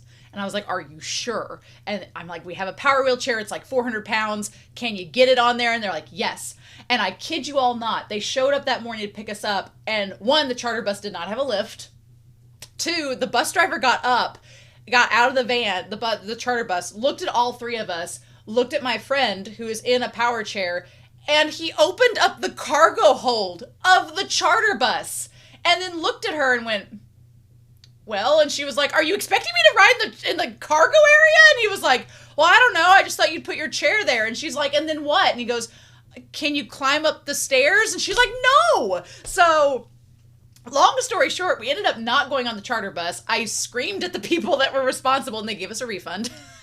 And then we found, luckily for us, we did find, now granted, it was very sketchy, and it's a story for a different time, but it was very sketchy, but it ended up working out really well. We found an accessible van that we could rent for the day at the last minute, and it all worked out. Our trip was great. The day was saved. But just that, like, the lack of awareness, like, I can't tell you how many times I've been somewhere and people just assume that you can make do, and it's like, that's not always the case. So even from the get-go, like Tsuneo, everything he does seems so simple, but easily can be taken for granted, right? So we'll talk about Hayako and Mai. We'll talk about them, right? I mean, Mai, from the get-go, you could tell she was into Tsuneo. You could just tell that she was into him from the moment. But he has a dream. He has a dream. And that is to go to Mexico to study at this university and be able to study this special type of fish that he's always wanted to study. And so as he's walking home, she's like barreling down the hill. She accidentally got pushed from behind and knocked down the hill, and he saves her. I did like the bookending of him, like, catching her as she fell from the beginning and then doing it at the end. Although at the end, I was a little bit worried. I was like, my dude, you got to make sure you heal properly, because you still got to go to Mexico. We'll talk about that. But yeah, the grandmother, and of course she bites him, like, right off the bat. I thought immediately, I kept thinking of The Secret Garden. I don't know if you've seen The Secret Garden, but there's a character that is in a wheelchair in The Secret Garden. Now, that's a different circumstance, but he kind of has a similar disposition at the beginning of the story where he just like, I don't know if he bites a character like Josee does, but he very much is just like, get away from me, like da da da. And you know, you'd question, why would she bite him? Why would she do that? Because at the beginning of the film, I thought she was going to be the tiger and he was the fish, which is kind of, they didn't end up going that direction, but that's kind of what I thought, right? The tiger ends up being the hurdles of society, and then the fish ends up being, you know, the freedoms of society as well. So there's some metaphors, some imagery working there. But I don't blame Josee for being, you know, as demanding as she is. Like, the grandma's trying. You can tell the grandma wants to protect Josee, but I wasn't as mad at the grandma because I've seen people like her around me, and she, you know, wants to protect her granddaughter. She wants to keep her safe, but she is spoiling her in the sense that she's doing everything for her and she's not letting her go outside of the world and be independent. My best friend said that was the one good thing about her mother growing up, is that her mother was like, you have to study, you have to get a good degree because you can't do physical labor because of your disability.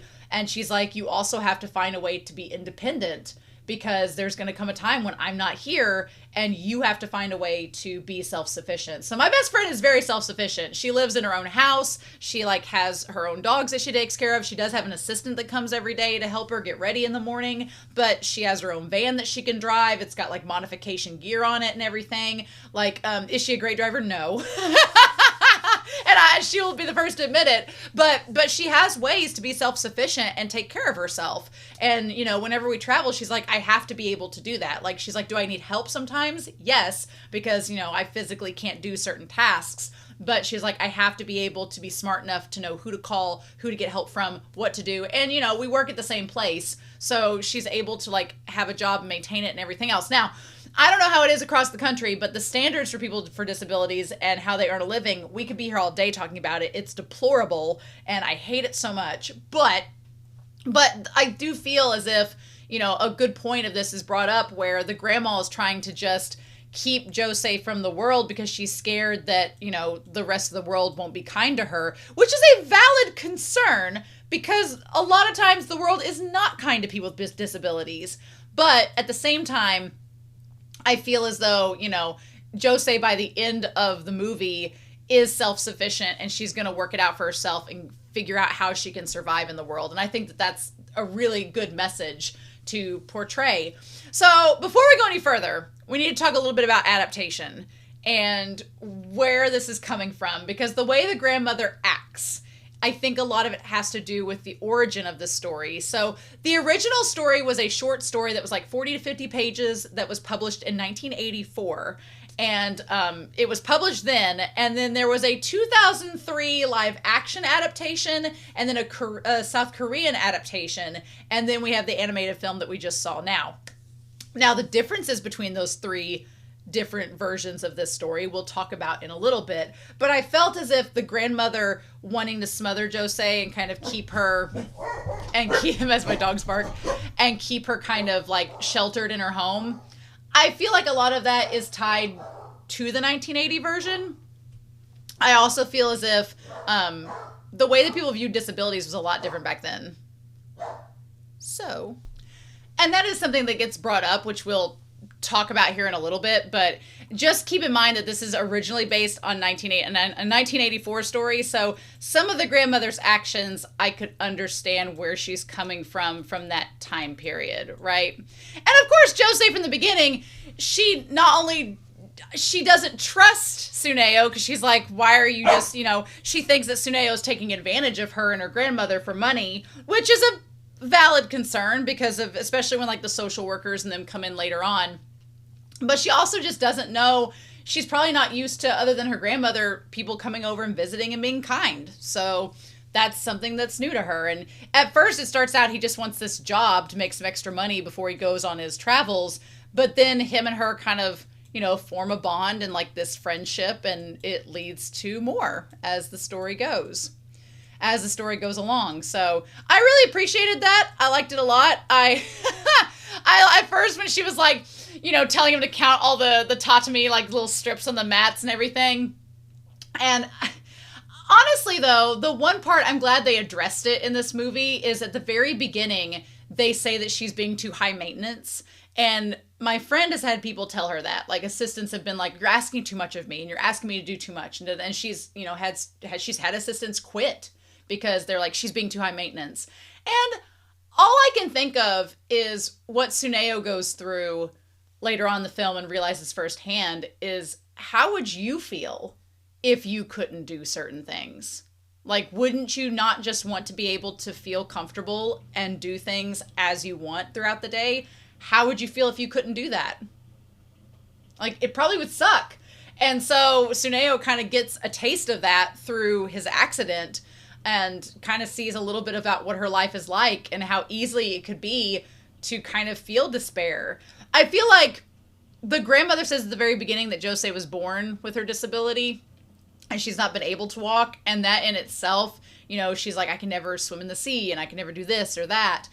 So she has to find like ways to be inspired and enjoy her life in other ways. But, it's probably just as bad that he knows what that feeling is like and to suddenly have it stripped away. It really sucks. And disability comes in all shapes and sizes and forms. Like, I have talked on my channel that I used to run like 2.5 miles a day, and now I cannot at all because of like my physical impairments and disabilities. And it sucks a lot. And you have to adjust, and adjusting is hard. And the worst part was the doctors are sitting there telling him, like, yeah, if you just do the rehabilitation, if you do this, there's a good chance you can keep doing it. But that despair washes over him. And one of the better moments in the movie is when he's like, I thought I could be stronger than this. He's been taking care of her and leading her around being like, well, this is fine. And then realizes it's not easy being strong in the face of adversity and disability. And so he kind of has a moment where he succumbs to it and she has to bring him out of his funk, I don't think Josee is a manic pixie dream girl, though. I don't think she is. I guess I could see people calling her that, but I don't think she is. In any case, so Hayako, my dude, I love that Zeno Robinson, plays him. Hayako is a real one. He's maybe my favorite character in the whole movie. He puts up with Mai a lot, which we'll talk about her. But Hayako, by the end, he stays by Tsuneyo's side. He helps him through rehab. He, just stays by Mai. He does a lot. But I also think that Josee and her love of the sea and the love of the things that are aquatic is another thing that ties her and Tsuneo together. They both have this same love, and she realizes how passionate he is about the fish. And again, if you love someone, let them go.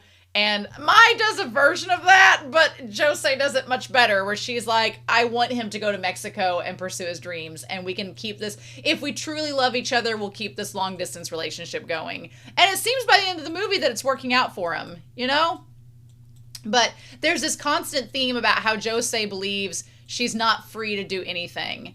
And she has this talent for art. And what ends up happening is Tsuneo convinces her by the crux of the movie, before he himself faces being disabled, he convinces her that, sure, you may not be able to do everything that everyone else can do, but you can still pursue your dream. You just have to find a way to make it accessible. You just have to find a way to make it work, right?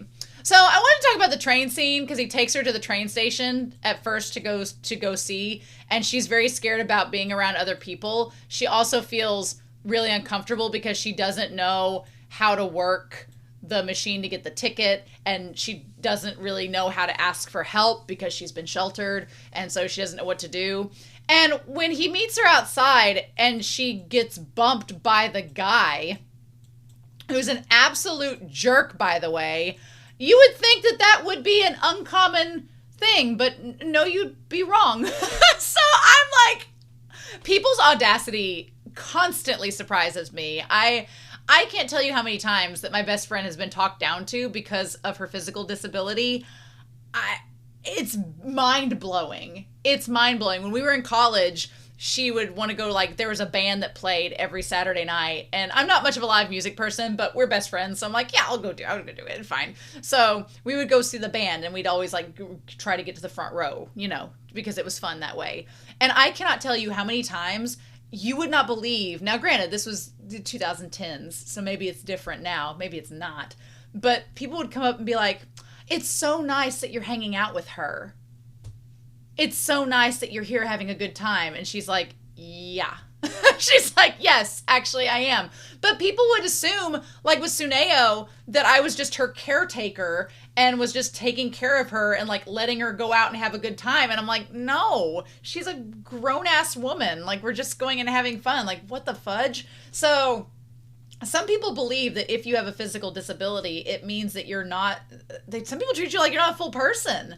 And it's crazy. Like, my friend has a master's degree. Like, she did graduate school. She did an internship. She worked in an Alzheimer's center. Like, she's done all of these things. And some people are like, I think they assume if you have a physical disability that you just won't do anything with your life. And I'm like, what? So, you know, she definitely proves them wrong in that sense. But there's a lot of ableism in our society. And it is crazy. And so I'm glad that this movie kind of addresses, you know, how difficult some things can be, especially for people with disabilities. I especially like when he was like, where's the elevator? Where's the extra way around? Like finding, we're about to go on a trip that my friends and I are going to we're going with our college on a trip. And, you know, trying to figure out, are the places we're going to accessible? Some places are and some places we're not. So it's crazy. It's very crazy. But yeah, I like Tsuneyo's character. I also like that at first he didn't seem like a Gary Stu at first, but he seemed like, you know, he was going to be like, I like that he went from, I'm going to solve the problems of this young lady. And he didn't really come across that way, but he was like, I'm going to help her out and help her see that she can do things. And then she ends up getting him out of his funk. I liked that. I liked that role reversal where she had to be like, okay, you know, you helped me realize that I could pursue my dreams. I'm going to help you realize that this is not going to be the end for you. It was cute when he spun around on the beach. That was really adorable. I think that was like the sparks of him, like, you could kind of see him liking her in that moment. Because then he's going to quit, and he doesn't end up quitting because she's like, you know, come and take care of me and sneak me out, you know, for 2 hours every day. And he ends up doing that.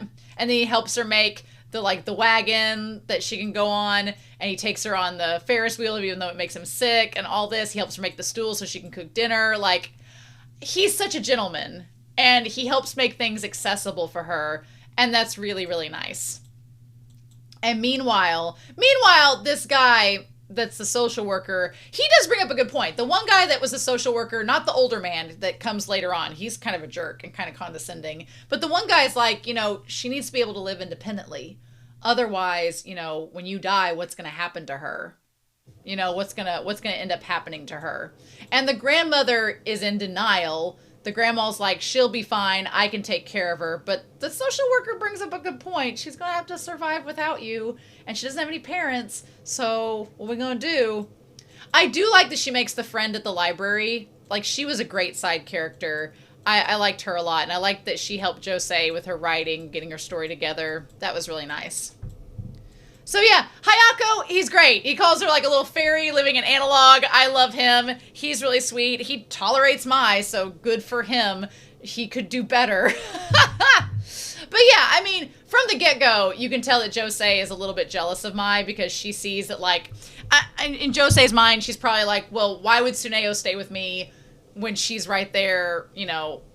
And you kind of get the impression that in that moment, Josee doesn't want someone pitying her because of her disability, and like doesn't want, before Mai even comes on the scene being an absolute like weasel face, before she even comes on the scene doing that, I think Josee kind of understood. She's like, is he really being friends with me and caring about me, or is he just doing it for sympathy? You know, I think she kind of was mulling that over and trying to figure out, you know, what the reality was. And instead, she doesn't want to find out if he's really being sincere or just, you know, treating her with pity. She doesn't want him to stick around, so that's found out. This one little girl that listened to the story, she was dressed like Miss Rachel. She had the little overalls and the pink shirt.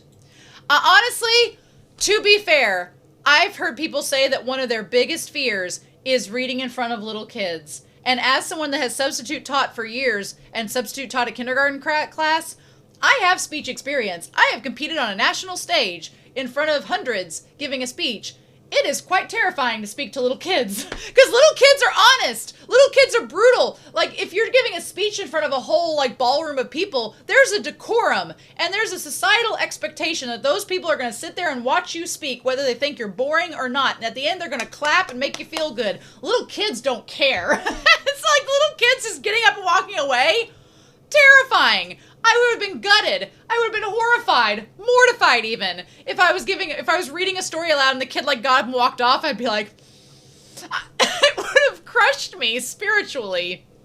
So I felt for Josee the first time around. I like that even the clown, it's supposed to be the angelfish, the Mexican angelfish. That's the lamp that she gets from Tsuneo. I like that even after it breaks, she still keeps it. Like, it breaks on accident, just like Tsuneyo's legs were broken on accident. But she still loves it, so she keeps it, regardless. And she still cares about Tsuneo, so she still stays with him to help him, regardless. And I liked that symbolism between that. I thought that was really nice. And the thing is, I really do love that Josee was not wanting to keep him around to be her caretaker. She's like, you know, you have a dream, I have a dream. Go live your dream. Like, you can always come back after you've experienced what you wanted. Like, go study. Like, go to school, study, and we'll still be together. It'll be all right, you know? Like, live your life. Have your Mexican bro friends and go have fun, you know? But yeah, at least before the grandma died, she got to see Josee going on a date with him. Now, I've never been to Japan, but these tiger fences seem quite low. I was like, what? I'm assuming there's like a moat or a pit maybe wrapping around so the tiger can't just immediately jump out and claw your face off, but them gates are still pretty damn low. I feel like at most zoos in the US, if you go, that there's like at least a big space or a glass wall or something to keep said tiger from destroying you, but I don't know, maybe not. It felt like we missed a little bit of the story where she cut her hair after she found out that he was going away. I don't know if that was in the original short story or not. We jumped from the grandmother dying very quickly. Like, the grandma dying was like out of nowhere. And I was like, oh, I was expecting that at the climax of the story, not at the halfway point. So that was a pretty big leap in the moment. But yeah, but she loses the grandma. And I like that Josee tells Tsuneo, she's like, look, I know that I have a little bit of money for my grandma, but I know how much this place costs and I can't stay here forever. So I'm going to have to eventually leave. And that hurts because she has to basically destroy the house that, you know, I guess they demolished it. I guess whoever bought it demolished it, or I don't know if the government in Japan does that. I don't know the procedures of when you leave a home, if they just get rid of it and renovate it. But you could feel that she's like, I'm going to have to figure out what to do. And Tsuneo, because he cares about Josee, is, you know, kind of distracted. Now, it was pretty scary when he started running out of oxygen because, like I said, go watch Caitlin Dowdery. She's the Ask a Mortician on YouTube. Go find her video about cave diving. It's terrifying. It will make you never want to dive in your life. It'll make you never want to go into the open water ever again. Go watch it. It's terrifying. It's a really informational video, but I was like, nope. My friend's mom used to dive with one of her friends, and I was like, the concept of the bends, no, not doing it. I have snorkeled in the ocean once. And that was like looking for dolphins. Like, we were supposed to go in a cove to do like a little dolphin excursion when I was on like a trip with my friends back in high school. And then for some reason we couldn't go in the bay. So they took us out to the open ocean and you couldn't see anywhere for like, you were looking down with your snorkel mask on, just floating like a bobber out in the ocean. And you could not see, like, from here to my hand, you could not see below you in the ocean. And the dolphins would just come up in your face. Terrifying. Nope. Would never do again. Would not recommend. So, this part here, Tsuneo tells Hiyako and Mai that she's all alone. Her grandmother's died. She's trying to figure out what to do. And, you know, Hayako's like, well, that sucks. And then Mai's like, that's worrisome. But then I'm gonna be honest, I did not like Mai at all. She was like the Daisy character from Great Gatsby. I did not like her. She's like, well, Josee isn't a child. There's plenty of welfare services and facilities. Easy for you to say, ma'am. I'm like, what? And you know what? It was really insensitive for her to say that to Tsuneo because, which she's jealous that Tsuneo is caring about someone that's not her. She's jealous in this moment. But I'm like, instead of saying like, well, hey, what can we do to help Josee? What do you think we could do to help Josee feel better after her grandmother died? She basically was like, she's got a social worker. They'll figure it out. I don't know how Japan is, but in the U.S., welfare services, they do help out a lot, but it's also not a cure-all. It's like a Band-Aid on a gaping wound. But I was like, oh, damn, girl. So, meanwhile, this social worker and the guy comes in, and they're like, what do you plan to do moving forward? And it was kind of... the way that they treated her, like the one guy has been regularly seeing the grandma, and so he kind of knows the situation. But this is a young girl who's grieving. The last family member she has passed. She's grieving. She's upset. She knows very well her situation. And then this guy in the orange has the audacity to be like, well, what do you think you're going to do? And I'm like, bitch, how would you be feeling if that was you in her shoes? Like, how would you be feeling if your last remaining family member had just died, you had a physical disability, and realized that your entire world was about to change, even more than it already just had? And for him to say, like, well, you need to figure it out. It's like there's a way to be blunt, but also when she says she wants to be an artist and he's like, I'm like, last time I checked, her legs didn't move, but I'm pretty sure her arms do.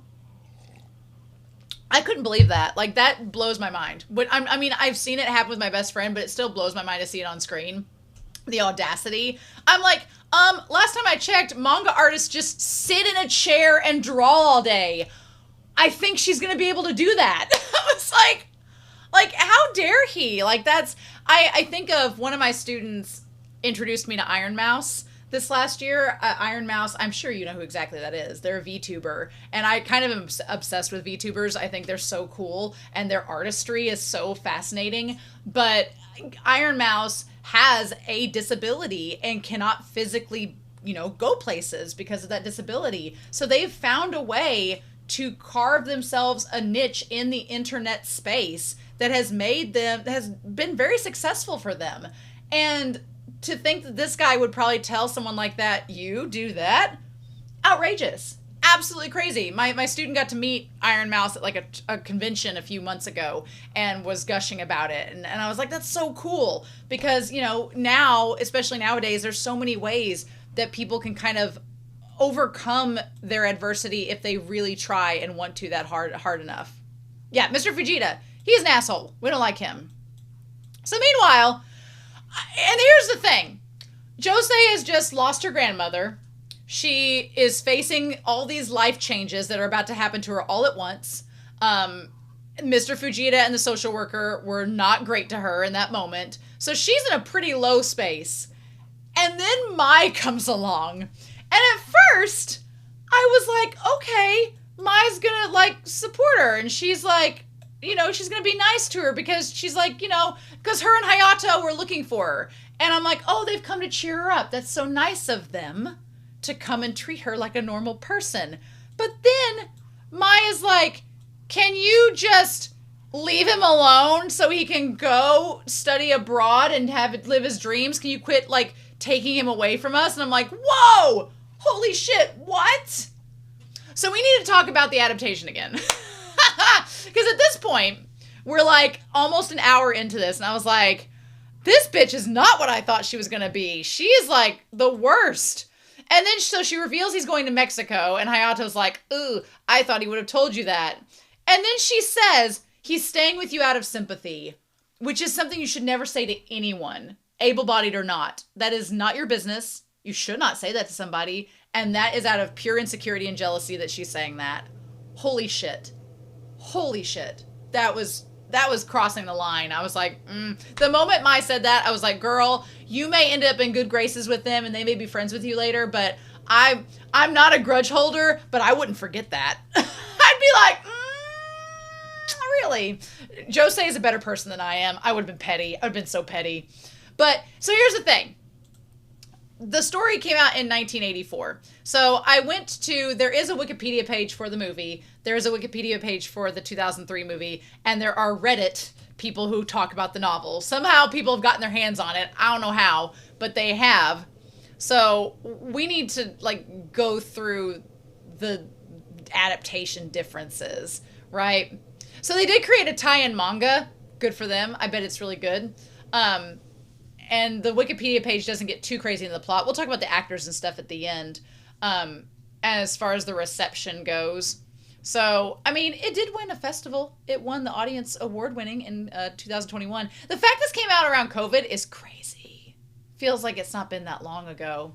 So, in the 1984 novel version, the original short story is around 40 to 50 pages. It's a one-shot that was published in a literary magazine, which is why it's probably a lot harder to find. It later got included in a romance novel anthology, so it is considered a romance. In the novel version, it does have the ending like the anime, where the two of them get together and they stay together. Now, notably, in the novel version, I don't think the Tsuneo has like the whole fish Mexico tie-in thing. I don't think that plot point is a thing. I think he just ends up staying with her after everything that goes down between the two of them. So that's what ends up happening. The anime is a little bit more faithful to the novel and what they call the good ending. Which this movie had a good ending. I was amazed. I was like, okay, awesome. We'll talk about it here in a little bit. But because the moment that Mai said that he's just there out of sympathy, I was like, that is horrible to say to somebody. That's really horrible to say to someone. The 2003 version, after I read the synopsis, I was like, oh, thank God I didn't watch the live action, because I would not have liked it. So let me tell you so Hayato and Mai are not in the original novel. That whole plot line, this whole thing with Josee and Mai is not in the original novel. It's mainly just about Tsuneo becoming Josee's caretaker and him helping her to be more self-sufficient and live independently, and the two of them getting together in the end over their love that blossomed between the two of them. That's how the novel is. Hayato's not there, Mai's not there, but the message and the overall theme is still there. Just with like, the Reddit page did note that in the 1980s version, the way that disability is talked about is a little differently because it was the 80s. So it is a little bit different, but the ending is much more like the anime. In the 2003 version, I'm going to read you the plot, and you can see how different it is from the movie. So the 2003 version, Tsuneo is still a university student, but he's working at a mahjong parlor, which I feel like the part with the grandmother where she's like going to the pachinko thing, I feel like that's a callback to it. That's like a little reference there. But he's walking his boss's dog, and that's when he meets Josee. So it's a little different. And so then Tsuneo is invited to Josee and her grandmother's home, and then the grandmother tells Tsuneo that she takes her granddaughter for walks because she can't walk due to her disability. But the grandmother doesn't want the neighbors to know about it because back in the 80s, disabilities was still viewed a lot more negatively than they are now. So Tsuneo starts out in the very beginning. It's kind of like a 500 Days of Summer situation where he's fascinated by Josee and her strong, wild personality. So he begins visiting her and they become friends. And during one of his visits, Tsuneo asks her what her name is, despite knowing from the first encounter. And she says her name is Josee, a character from her favorite book, and he begins to refer to her as that. Now, in the meantime, in the 2003 version, he's not trying to go to Mexico, but he meets Kane, which is basically Mai. He meets her at the university in this version in 2003, and she's studying social care. So, in the 2003 version, Tsuneo asks, essentially I'm going to call her Mai because Kane is Mai, basically, in the 2003 version. He asks her advice on how to help Josee and her grandmother apply for welfare, and soon after the two start dating. So Tsuneo starts dating Josee after getting some advice from Mai and all of this, and then the grandmother gets a little mad because she's worried that Josee is getting a little too far away from her and she's not able to like control what she's doing as much. And then the grandmother dies just like she does in the anime. Now, Tsuneo keeps comforting Josee after the grandmother dies, and Tsuneo moves into the house with Josee, and Josee encounters Mai, like what happens in the movie here, who accuses her of using her disability to manipulate Tsuneo, and the two have an altercation and she walks away. So basically what happens in the anime in this scene is referencing the 2003 adaptation. It does not happen in the original novel, which is probably why it feels a little bit out of character for Mai and a little bit out of place. Meanwhile, Tsuneo has no clue this has gone on, and he goes to like find her and discovers that she's ripped the art off of her walls and she's cut her hair and no longer wants to do art, and he doesn't understand why. And then he takes her for a walk. They go back to the sea and she gets mad and she says that he wouldn't understand because he's able-bodied and not able to experience what he can experience things she can't, and she's decided to give up on things. Which I thought was really sad because, you know, it made me really mad about Mai, because if Mai hadn't had that conversation with her, she wouldn't have gone to those extremes, and then she wouldn't have had this moment happen. And ultimately, Mai causes him inadvertently to get hit by the car. I'm just saying, if Mai hadn't been that way to her over on the bridge and had just been nice and supportive instead, none of this may have happened and we could have been spared all of it. But no, it does end up happening. Now, again, in the 2003 adaptation, this whole scene about him getting hit by the car, him having to go through rehab, all through that does not happen in the 2003 version at all. Does it happen in the novel? I don't think so. So this is just anime original stuff, which I did like, him having to go through rehab and him having to like experience what her world is like, a taste of what her world is like, to kind of see from her perspective and to understand her better a little bit. So I liked it. I liked that plot line. But so anyway, in the movie, he ends up getting hit by the car, which was horrific, by the way. That was the worst car hit scene I think I've ever seen. It was so scary. It was terrifying. I'm like, did he just die? Did the movie just end? We still have 30 minutes left. What's going to happen? No. And then I thought he was going to be paralyzed, but instead he shatters his leg, and they're like, yeah, you're not going to be able to go to Mexico this year, but maybe next year, you know? And that's kind of the hard thing, is that he sort of laments that he wasn't as strong as he thought he could be. And he, you know, which setbacks happen. Setbacks happen. And the thing is, I kind of get where Tsuneyo's coming from, because when you find out you potentially can't do something that you really had your heart set on doing, or that you've been doing, like him diving is like me running. Whenever you find out you can't do that, it can be very easy to spiral into a very depressed and bad place. It can be very easy for that to happen. It can be like that, like nothing. And so for him to kind of have this moment of just angst and doubt is so normal and so real that I really felt for it, right? So, and then, you know, Mai comes to visit him and brings him the food and everything, but she sees that he's very upset, and she sees that, like, the Spanish grammar book is there, and rather than her, you know, talk to him about what's going on and just sit down there on the bench, she takes him outside, and then she asks him then, and he's like, it doesn't matter. I'm not going to Mexico. I thought I was stronger. I thought I was stronger than this. And she's like, well, don't give up. You know, you could work with rehab. And he's like, what does it matter? I didn't understand anything.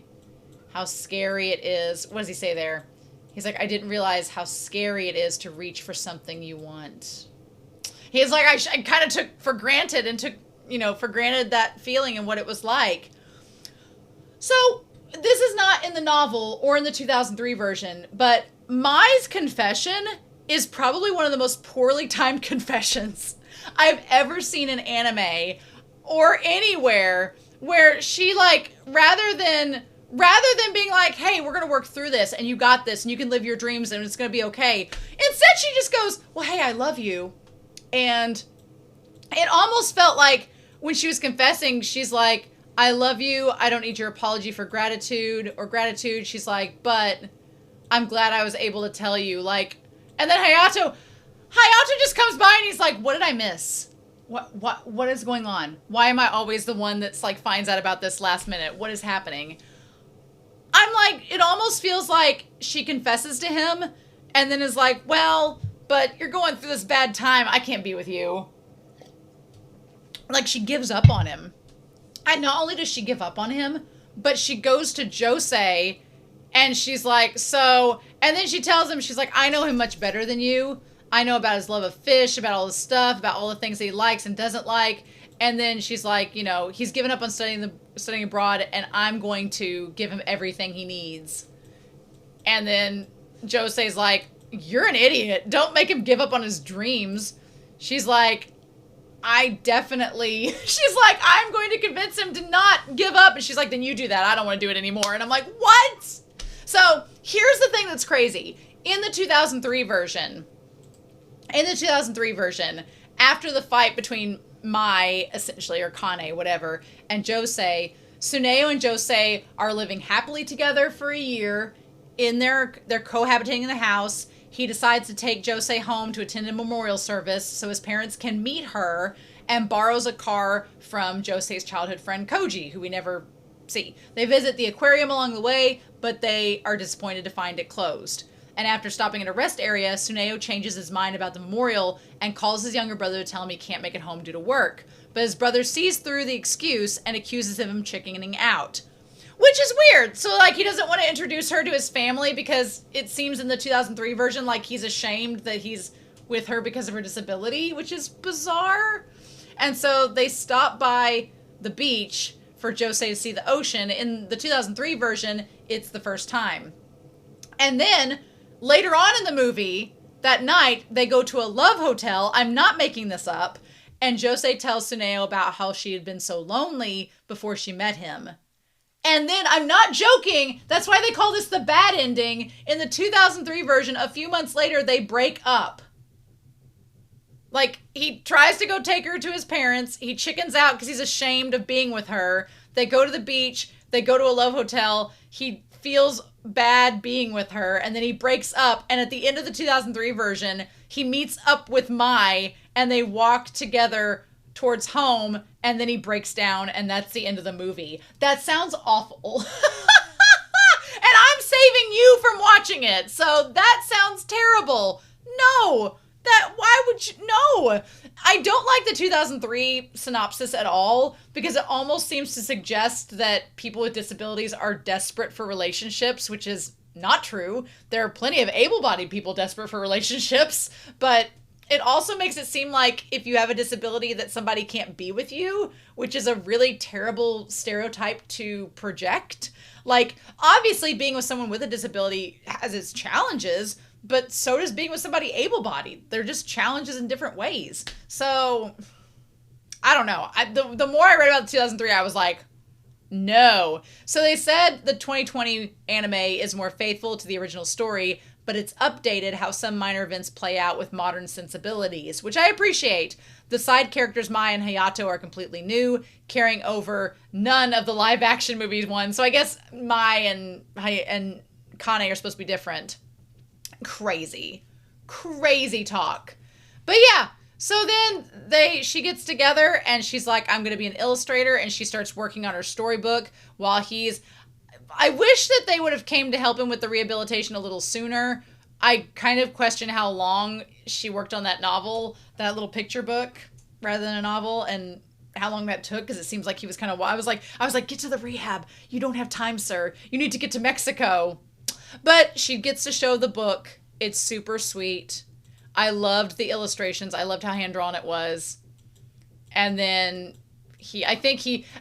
what an ultimate gesture of love for her to make this story to encourage him to keep following his dreams. And she's like, we'll be fine. I'll be with you. Even if, you have to go across the world, you're going to live out your dream and I'm going to live out mine. Amazing. I loved it. So yeah, he keeps trying. I'm glad that Mai was there because she's supposed to be his friend. Hayato is a better man for dealing with her, but I did not like her character at all in this. And I was really worried that at one point he was going to end up with Mai, and I was like, no, don't reward that woman for her actions. But He's like, I'm going to Mexico no matter what. And he's like, are you going to come meet me for my discharge? And I feel like, my only complaint is that when he was getting discharged, girl, you couldn't have faced the tiger after the discharge. You couldn't have seen him off and then went and faced the tiger. I know that she's like, I got to go do this for reasons, but I'm like, you couldn't have waited. You couldn't have waited. You could have at least called him back and been like, hey, I got to take care of something. I'm going to be fine. Or meet me here. That was my only complaint. I was like, girl, it was just to create a climax where they could meet up at the very end together. It was just for that sake. Getting everybody all worked up so that she could fall into his arms at the end. They could have made it happen some other way. But yeah. And I do like the way that he says, I'm not doing this for you. I'm going to stay as your caretaker.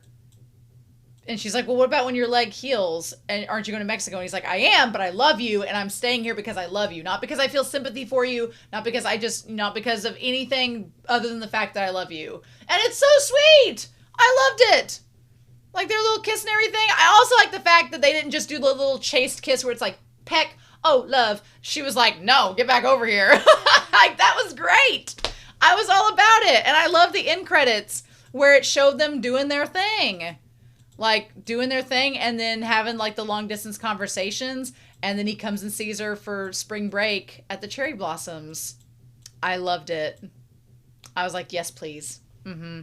Screw the 2003 version. No, this version is key. This version is king. I love this. So, yeah. What a great way to kind of showcase not only that people with disabilities are human. Holy cow, are they human? You would think that would be the most basic concept in the world, but you would be surprised. I feel as though, one of the things I think draws me to the anime and Dongwa community, I don't know, I feel like there's always been, it's kind of the same way with LGBTQ+. There's always been this kind of acceptance and understanding of people who are ostracized, but are still human and do not need to be for any reason. And I feel like people within anime and Dongwa communities, like, the stuff's so niche, but at the same time, it really is like a community of accepting people and open-minded people. And for the most part, there's some toxic fandoms. Twitter, you know who you are. But I feel like there is a space there, and people can kind of embrace and understand things that I think mainstream audiences sometimes don't get access to. And they should watch this movie. So I enjoyed this so much. Frank, this was a great commission. Thank you so much. I was like, yes, please. So excited. We've got one more for the month of May. I can't believe May is almost over. Where did it go? It just started. But regardless, I hope you all enjoyed this reaction and discussion. I very much want to know your thoughts down below. Have you read the original story? Can you give me details about it? Have you watched the 2003 movie? Is it as bad as I think it is? I want to know your thoughts. I need to know your thoughts. So anyway, I hope you all have a wonderful week. Please stay safe, take care, and yeah, I'll be back very soon with more reactions. Bye.